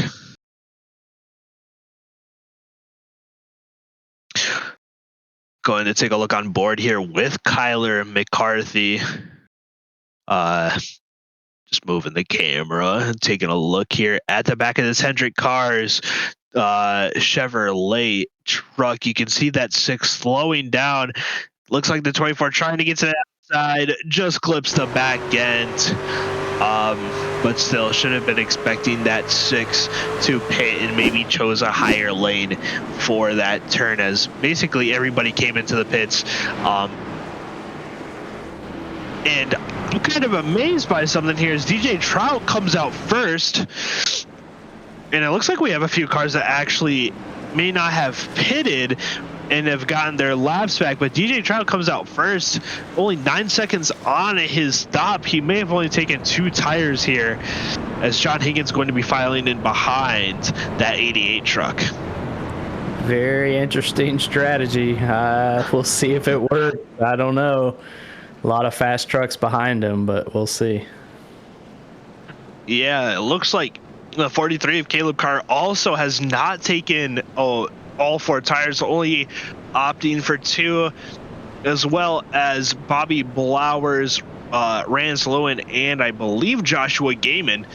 So a bit of strategy playing out here for the end of this race. It's going to be interesting to see what happens here.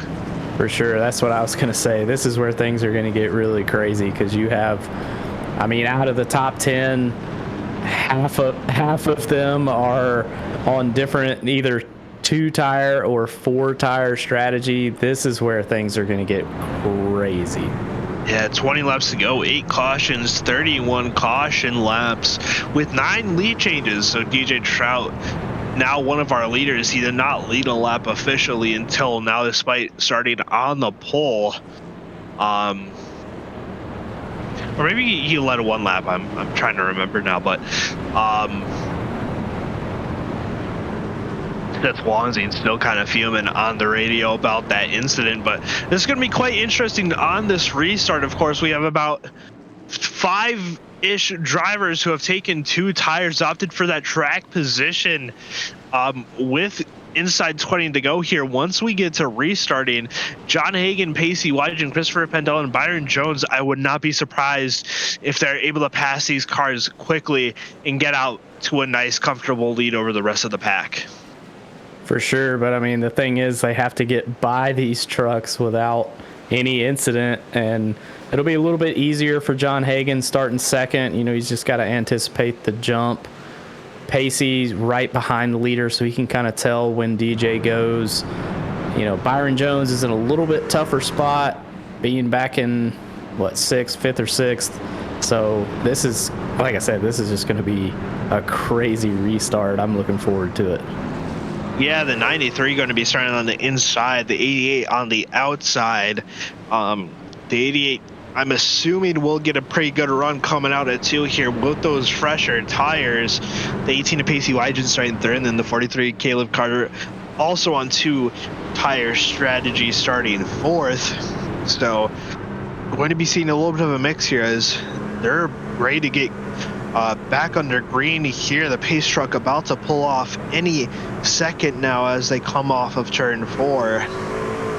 See it pulled out now. DJ Trout has the control. He can go whenever he wants inside of that Geico restart zone, and he decides to go now, and we're back underway here at Nashville.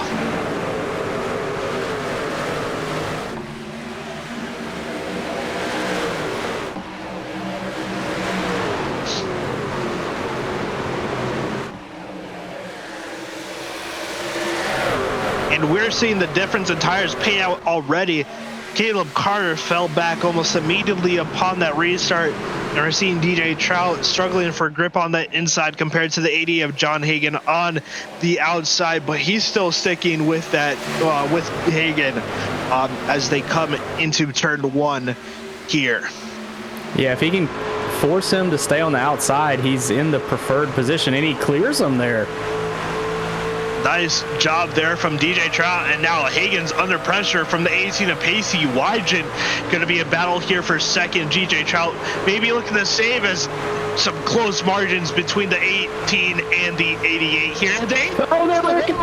He's spinning in front of the field, and he's going to be wrecked on the front straightaway. That's going to bring out another caution. The 16 of Christopher Pannell also caught a bit of that. That's going to certainly be another finish that John Hagen does not want after last week's at Phoenix being wrecked out. Damage shouldn't be as bad, but that's going to put him at the back of the pack for this restart here. Yeah, he hit that wall pretty hard. Hopefully his steering's okay, but hit that wall, and then the 18 was just there, and man, I mean, good job by everybody else to not hit the 88, but still, I mean, it was enough to bring out the caution. Taking a look at the restart, not the restart, the replay here.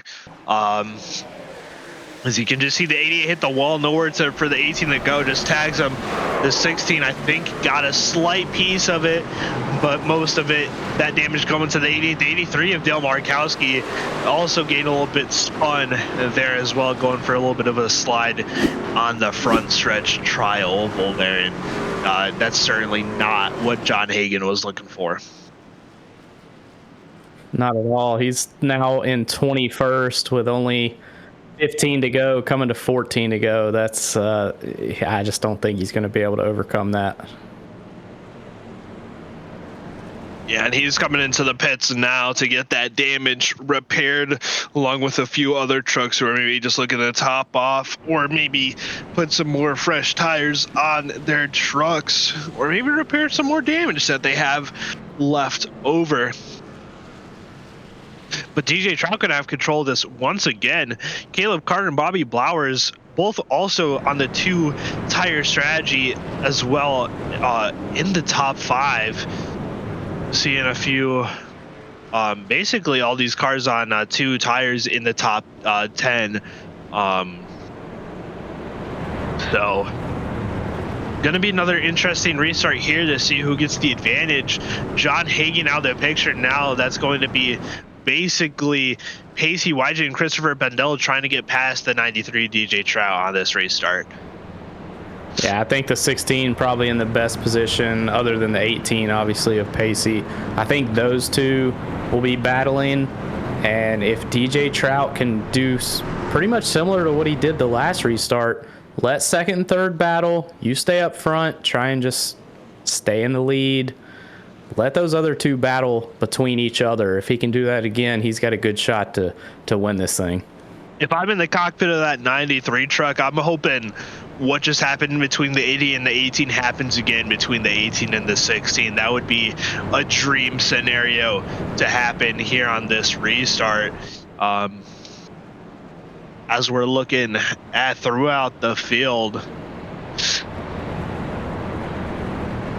seeing all these colorful cast of trucks rolling at a crisp 55 miles per hour. That's the pace speed here at Nashville behind this pace truck.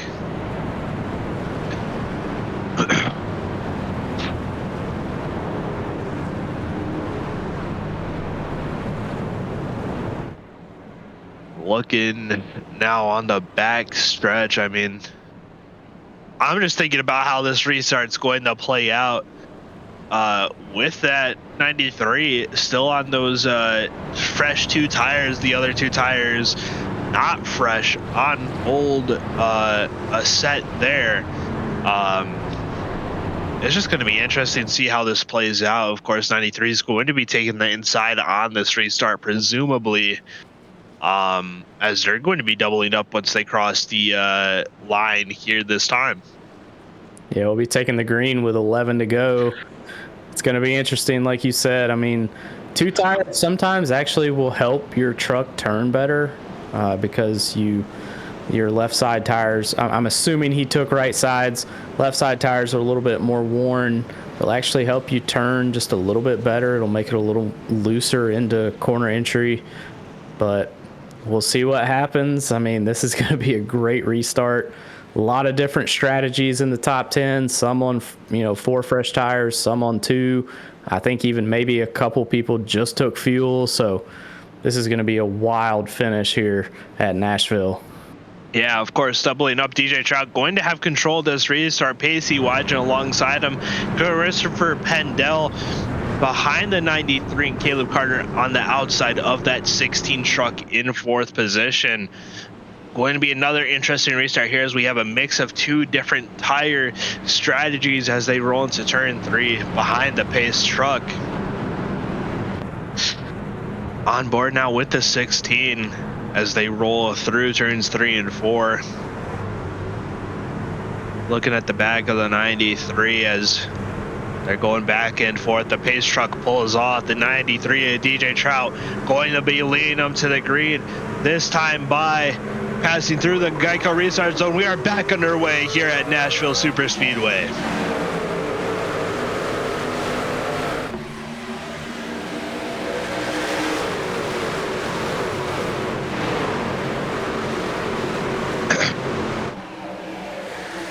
And again, not a great start for the 93, but the 16 gets loose off of turn 2. That's going to put them 3 wide, and the 16 at a disadvantage as he files in behind the 34 of Bobby Blowers and the 43 of Caleb Carter. 93 got loose too, but he's still in the race lead. Pacey Wygent right behind him in a good. He's going to be going low here. He's going low into turn 1 with the 93 taking the high side momentum, but on those 2 tires, is that going to work? Not going to touch the walls, going to get the run off, but the 18 of Pacey Wygent right there behind him, ready to strike. He is right there. He has to back off into 3 and 4, but I think those 4 fresh tires are going to pay off here, but we're coming to 9 to go here at Nashville. The 16 of Christopher Pannell falling back behind the 33 of Joshua Gaiman. He's going to have to recover quick if he wants a chance at this, as the 18 of Pacey Wygent trying to go to work here on the 93 of DJ Trout, as we're seeing a car come out of the pits there quite briefly. I can't quite tell who that is. That's the 24 of Kyler McCarthy coming out of the pits there as the 18 works on the 93, as we got some close battling behind them. That's going to allow these 2 to break away. Yeah, great racing all around, but really, I reckon 16 by the 33. Not a caution yet. It has not brought out a caution. Now the caution's out as they're wrecking even more in turns 1 and 2. It looks like that is the 08 of Jonathan Adams also involved, and this is going to change this race up once again, as another contender taken out of this race. Huge wreck. 16 started, 33 and 16 got together, and then it looked like everybody behind them trying to avoid caused another wreck, and then that's what threw the 10th caution of the night. Yeah, let's take a look at the replay here for all of you who want to see what happens here on the front straightaway. See the 16 of Christopher Pannell get hooked by that 33 as they come up into the wall, and as everyone behind them tries to avoid it. A car was on the apron, comes up into the 28 and the 08. We're gonna have to take a closer look back and see what happens there. Looks like the 35 of Casey Ellis comes up into the 20 of Lane Myers, who comes up into the 08 in return and causes a wreck between those 2 cars. And that might be the end of at least the 08's day. He took a pretty hard look to that outside safer barrier. Yeah, he's been working on fixing damage all night and finally almost had it. And then this happens. And yeah, I agree. I think that's probably the end of his night. Yeah, 35 was just coming up, I think trying to avoid it. The wreck happening in front of him, hits the 28, and yeah, that 08 took just a hard lick to that outside wall. That's probably his day done.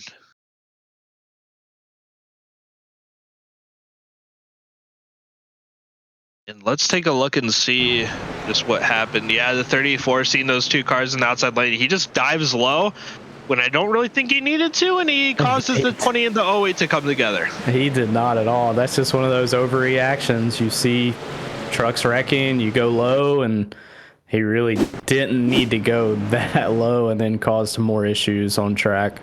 Yeah, Joshua Gaiman just disconnected from the race, so that's another car out, as the 16 of Christopher Pannell still on pit road, still trying to get that damage fixed, but the 93 of DJ Trout still in control of this race.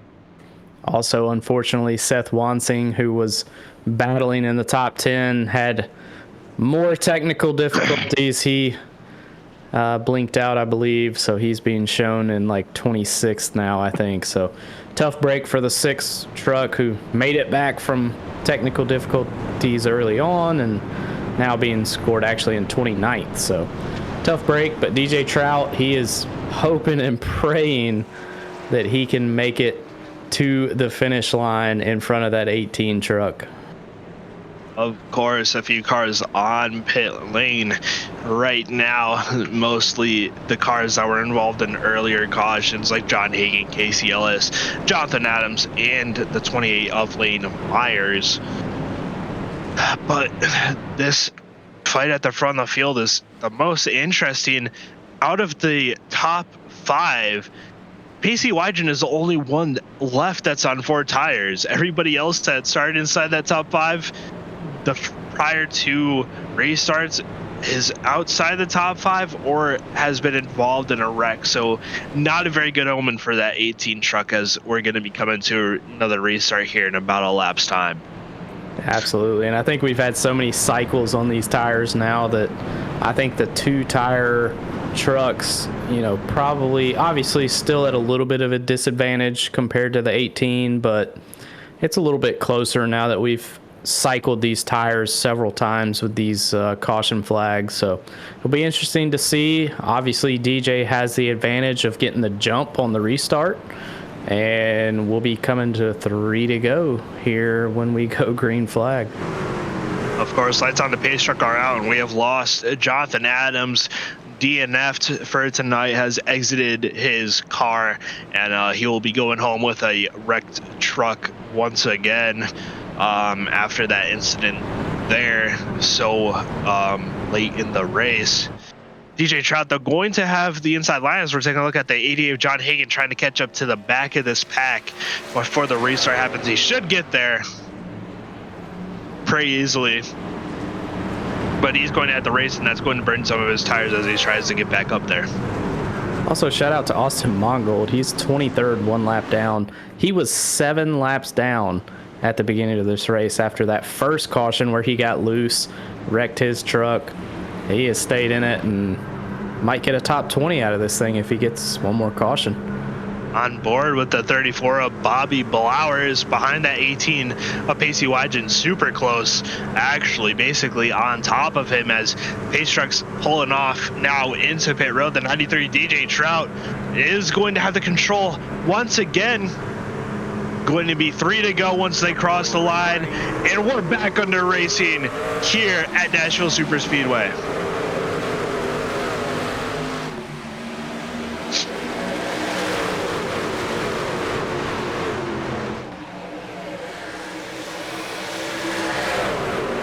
The 93 gets shuffled to the outside early, and that's going to give the 18 the inside coming into turn 3 here.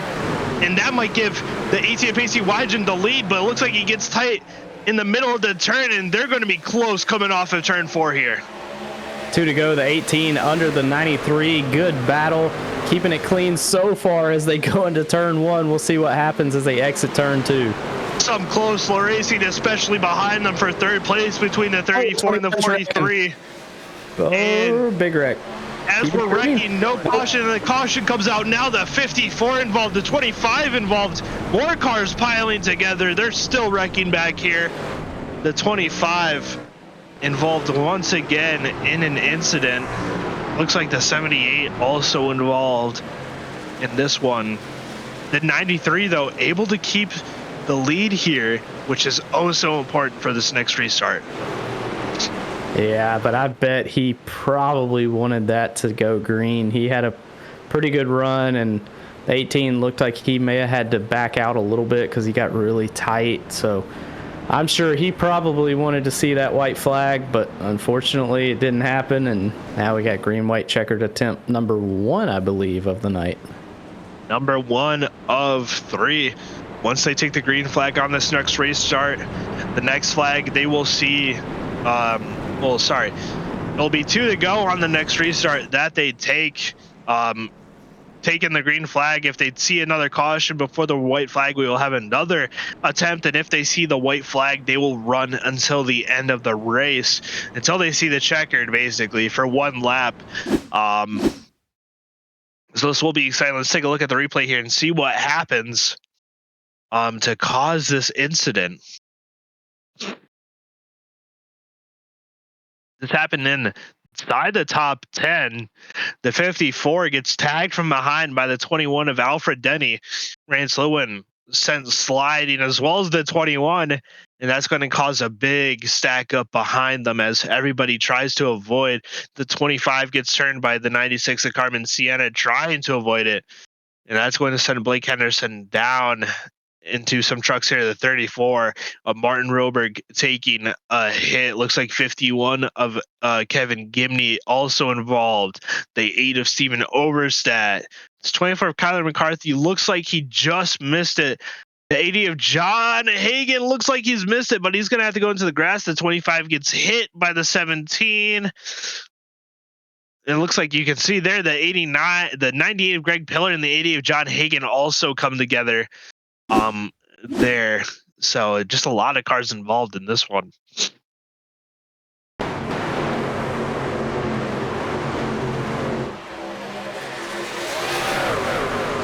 '89 of Connor Morse also took a little bit of a hit there.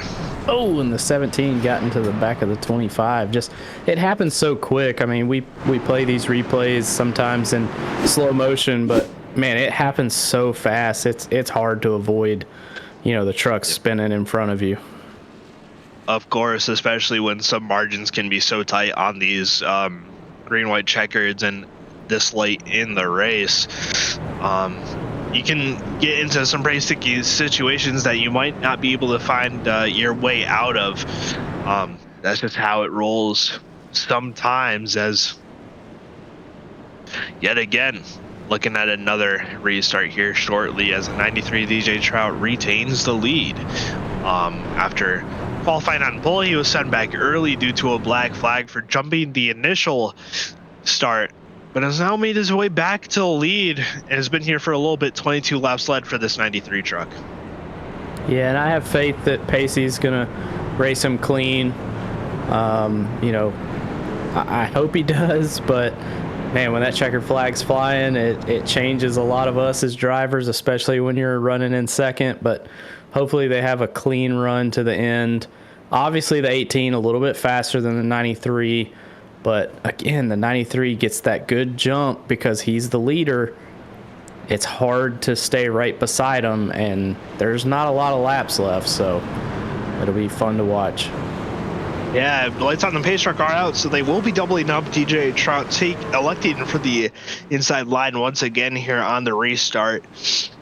And seen a lot of cars here.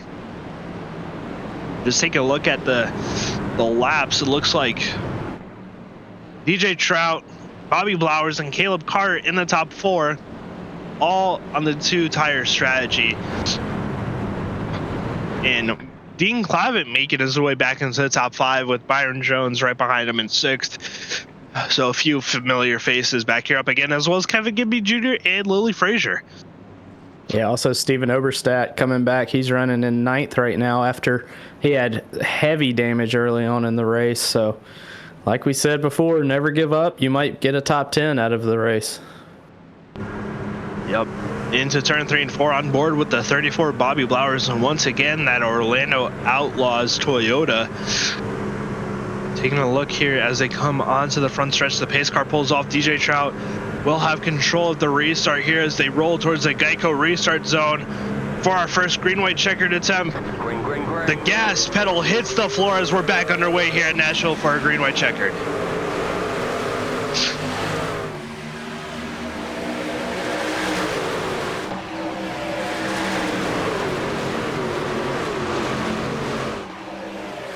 The 93 GJ Trout with a good jump over the 18, but they're racing hard. Maybe a little bit of a tap to that 93. Bit of a bump draft, you could say, down the back straightaway as they go into turn 3. 93 still has a really good run off. They're so close. So close. They're going to take the white flag. White flag. So it's official now. Yep, they will be running this to the checkered, and the 18 and the 93 racing super close for this lead. There's a little bit of contact on the exit too. They're side by side down the backstretch heading into 3. The 93 DJ Trout and the 18 of Pacey Wygen still making contact into 3. They're racing very close, coming off of 4. Even more contact, even more contact. The 18 Rex, and that's going to be the 93 of DJ Trout taking the victory here at Nashville Superspeedway. What a finish. A lot of contact there coming to the end, but DJ Trout able to take it home. Sounded like the 18 of Pacey Wygen not too happy over what happened there on the final lap on the radio. But Caleb Carter able to come home in second. Bobby Blowers in third. What a great race there for the Orlando Outlaws team as well.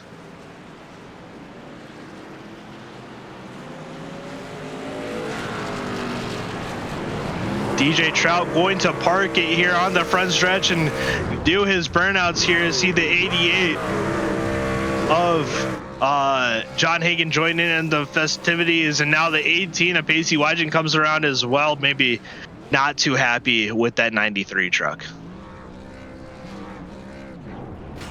This is like Denny Hamlin and Alex Bowman. Yeah, I think that's what I was thinking. I think this may not be a celebratory burnout, but maybe a little upset burnout. But hey, emotions fly here. Yeah, that 18 must not be too happy with that 93 and what transpired on that final lap. As the 93 now able to do his burnouts freely, no interference from that 18 truck. Incredible racing there. It's coming to the checkered.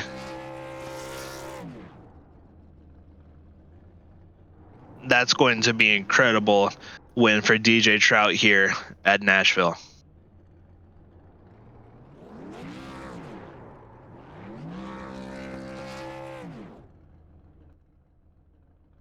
And finally, Parks are going to take that to victory lane for DJ Trout. An excellent finish there for that 93 truck.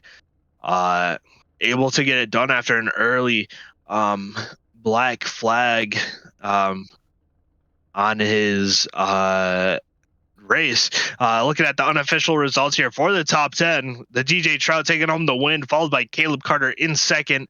Bobby Blowers rounding out the podium with that 34 truck. Byron Jones in the 00. Dean Clavitt in the 56 rebounding from a few wrecks in fifth. Kevin Gibney Jr. in sixth, Willie Frazier in seventh, Martin Roberg in eighth, Carmen Sienna in ninth, and Kyler McCarthy rounding out your top 10. Now we're going to bring in the third place finisher from tonight's race, Bobby Blowers, get his thoughts on the race. Let's bring him in now. Bobby, you got a copy? Yep, sure do. All right, so that was quite a fantastic race. You were able to get up there at the end and bring home a third place finish. How are you feeling after this result for you and your team? I'm pretty happy with that. I missed Vegas due to a connection issue and have just been playing catch up since, and getting good results like this is just exactly what I needed. Of course. And how are you feeling at the beginning of this race with the track? How are you feeling with the tire saving that we were seeing on some of those green flag runs? Just overall, how are you feeling throughout the duration of the race? In one word, tight. It felt really, really tight all run. I think I had the brake bias set a little too far up, and it just was getting to be a dump truck at the end of runs, and I couldn't do anything. I got really lucky there at the end, taking two, getting some track position, and having it handling a little bit better for me to be able to hold position and gain a little there at the end. Of course. And at the end of the race, how are you feeling? What was your thought process when you were in a good position, maybe even to take home the win, but just looking maybe to get a top 10, top 5 there? Yeah, I was going to be happy with the top 5 regardless. I was kind of disappointed I didn't get second there at the line. It was by 2 1,000ths, I think, on the scoring. I thought I had the run coming off of 4 and was going to get around him. I thought about dooring him, but I didn't want to kill my own run because I knew I'd have the run coming out for, but he just barely got me there. Shout out to Caleb. Of course, and anybody you want to thank for your third place finish tonight before we let you go? Oh yeah, big shout out to Orlando Outlaws Motorsports, 213simware.com, Casey, Greg, Rance, Llewellyn, and Connor Morse for showing up tonight. Of course, we're gonna let you go. Enjoy the rest of your night, and congratulations on your third place finish. Yeah, thank you. That was the 34 of Bobby Blowers, our third place finisher for tonight's race. Next up into the booth, we're going to bring in Caleb Carter, I believe, the second place finisher for tonight. Caleb, you got a copy? Yep, I do. Able to bring home a second place. How are you feeling after that finish here at Nashville? Pretty good, pretty good. That's probably one of the best drives that I've had in the truck series so far, so good to see that I have that sort of pace. I'm really happy that I was able to get that done tonight. And throughout the race, how are you feeling with the track, with the truck, and what were you feeling in the early stages? In the early stages, I was really just trying to figure out where I was gonna be, how fast I was gonna land. A lot of that race, funnily enough, I was just playing Five Finger Death Punch, so just listening to that, running as much as I can, and going as hard as I can, and it seems to have worked, because I kept running through the field, and here I am, finished second. I'm very happy with the result. I wasn't expecting to be this good with not really much practice on this track, so it was a pretty good result. And of course, and when you were in that top 10, top 5 position near the end of the race, how are you feeling? Was there anything that was going through your mind strategy wise on maybe if you would be in a position to possibly get the win? The only thing that I really thought of was, I mean, I overthought like a little bit, just like, okay, what am I going to do here now that I'm in the top 5? Do I need to do something special? So, really, the only thing I did was that helped me really gain the track position I needed was just doing a 2-tire stop before I think before the second to last caution. And that got me where I needed to be. Just drove for the rest of the race and just went as hard as possible, tried to fight Bobby, which shout out to Bobby. He gave an amazing battle, and I really appreciate that. It was really, really fun battling with him. Yeah, well, I'm kind of curious. What was the thought process behind the 2 tire stop? I had been thinking about it for a while. I had been checking my tire wear throughout the race, and I had noticed that the right sides were wearing a lot more than the lefts. So I was like, okay, I can just, at some point in this race, most likely towards the end, I can just run a 2-tire stop and make that work. And that was exactly what I did. I was like, okay, this is the time. This is now. So made the 2-tire stop, ran it, and it most definitely paid off in the end. So I couldn't be happier. Of course. And before we let you go to enjoy your second place finish, anybody you want to thank for tonight's performance? Stepping Stone Motorsports. I want to thank my sponsor, Eastside Roasters. I want to thank Scotty Bia for helping me out. And I also want to thank, once again, Bobby and a lot of the field for giving me a really good battle. I appreciate it. All right, cool. Well, we're going to let you go. Enjoy the rest of your night. Congratulations on your second place finish. Thank you. I'll have a good one. Yep. That was our second place finisher tonight, Caleb Carter, in the 43 truck. And now we're going to bring in our winner for tonight, DJ Trout, in the 93 truck. DJ, you got a copy? Yes, I do. All right. So first off, early in that race, you ended up with a black flag after jumping the initial restart. How are you able to kind of come back from that really early setback and put yourself in a position late in the race to win? Honestly, I have no idea. Concrete tracks in general has really been has been good tracks for me. So, I just took what I knew from Bristol, Dover, and Nashville, and I put it all together, and I found a way through the field. Of course, and kind of what were you thinking throughout the later stages of that race, especially with the two-tire strategy? I'm curious what your thought process was behind taking those two tires.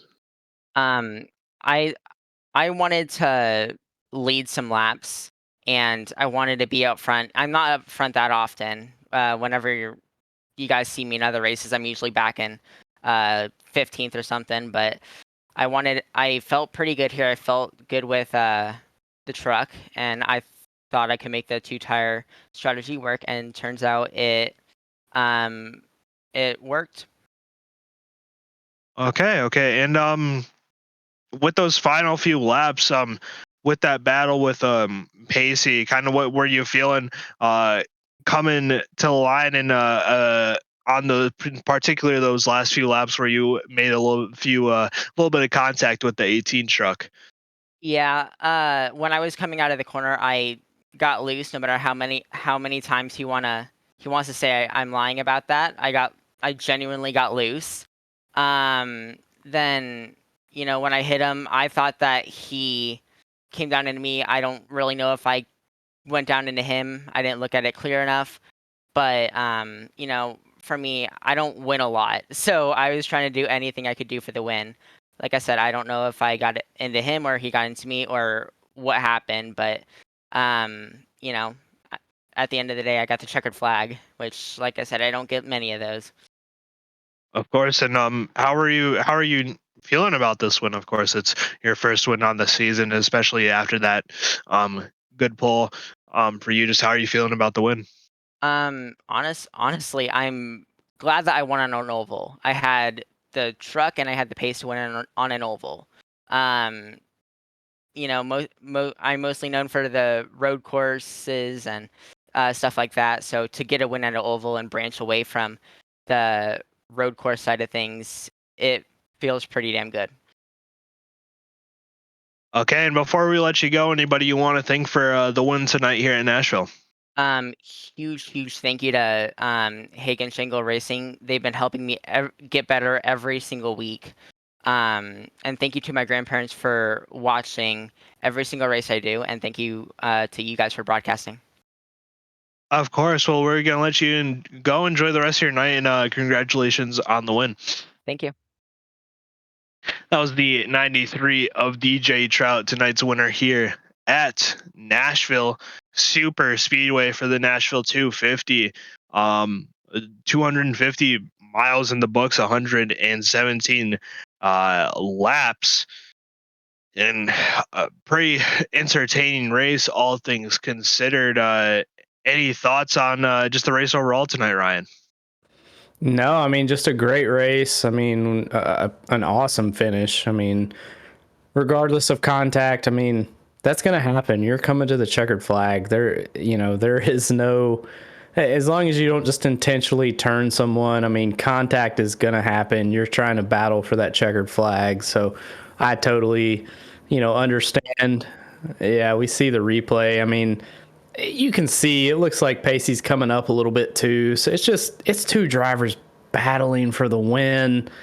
There's just, yeah, I mean, no space, and everyone's trying to get that checkered flag, and unfortunately the 18 just on the bad side of it tonight. But overall a great race and good win for the 93. Very entertaining, and I had a blast. Of course, and quite interesting to hear those drivers' thoughts on those two tire strategies as we take a look at the results here for tonight. Of course, DJ Trout coming home with the victory in the 93 truck. Caleb Carter in second, Bobby Blowers in third, Byron Jones in fourth, Dean Clavitt in fifth, Kevin Gibney Jr. in sixth, Lily Frazier in seventh, Martin Roberg in eighth, Carmen Sienna in ninth, Kyler McCarthy in 10th,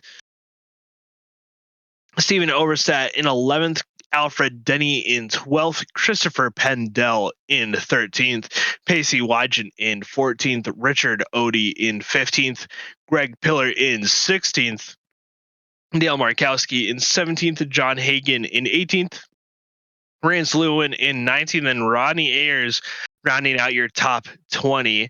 Austin Mongold 1 lap down in 21st. Blake Henderson also a lap down in 22nd. David Smeal Jr. in 23rd. Connor Morse in 24th. Casey Ellis in 25th, Lane Myers in 26th, Jonathan Adams in 27th, Joshua Gaiman in 28th, Seth Wanzing in 29th, and Joshua Sosi in 30th. Jaden Bingaman in 31st and Jimmy Mensch in 32nd, rounding out your field and the results here from Nashville Superspeedway. Well, that will do it for us here at ABN Studios for tonight's presentation of the Nashville 250 here for round 5 of the HTL Hammer Down Truck series. A great race overall, and on behalf of Ryan Pannell and our producer, Strix Pulsatrix, my name is Eli Sasak, and we wish you all a good night here at ABN. Thank you for watching.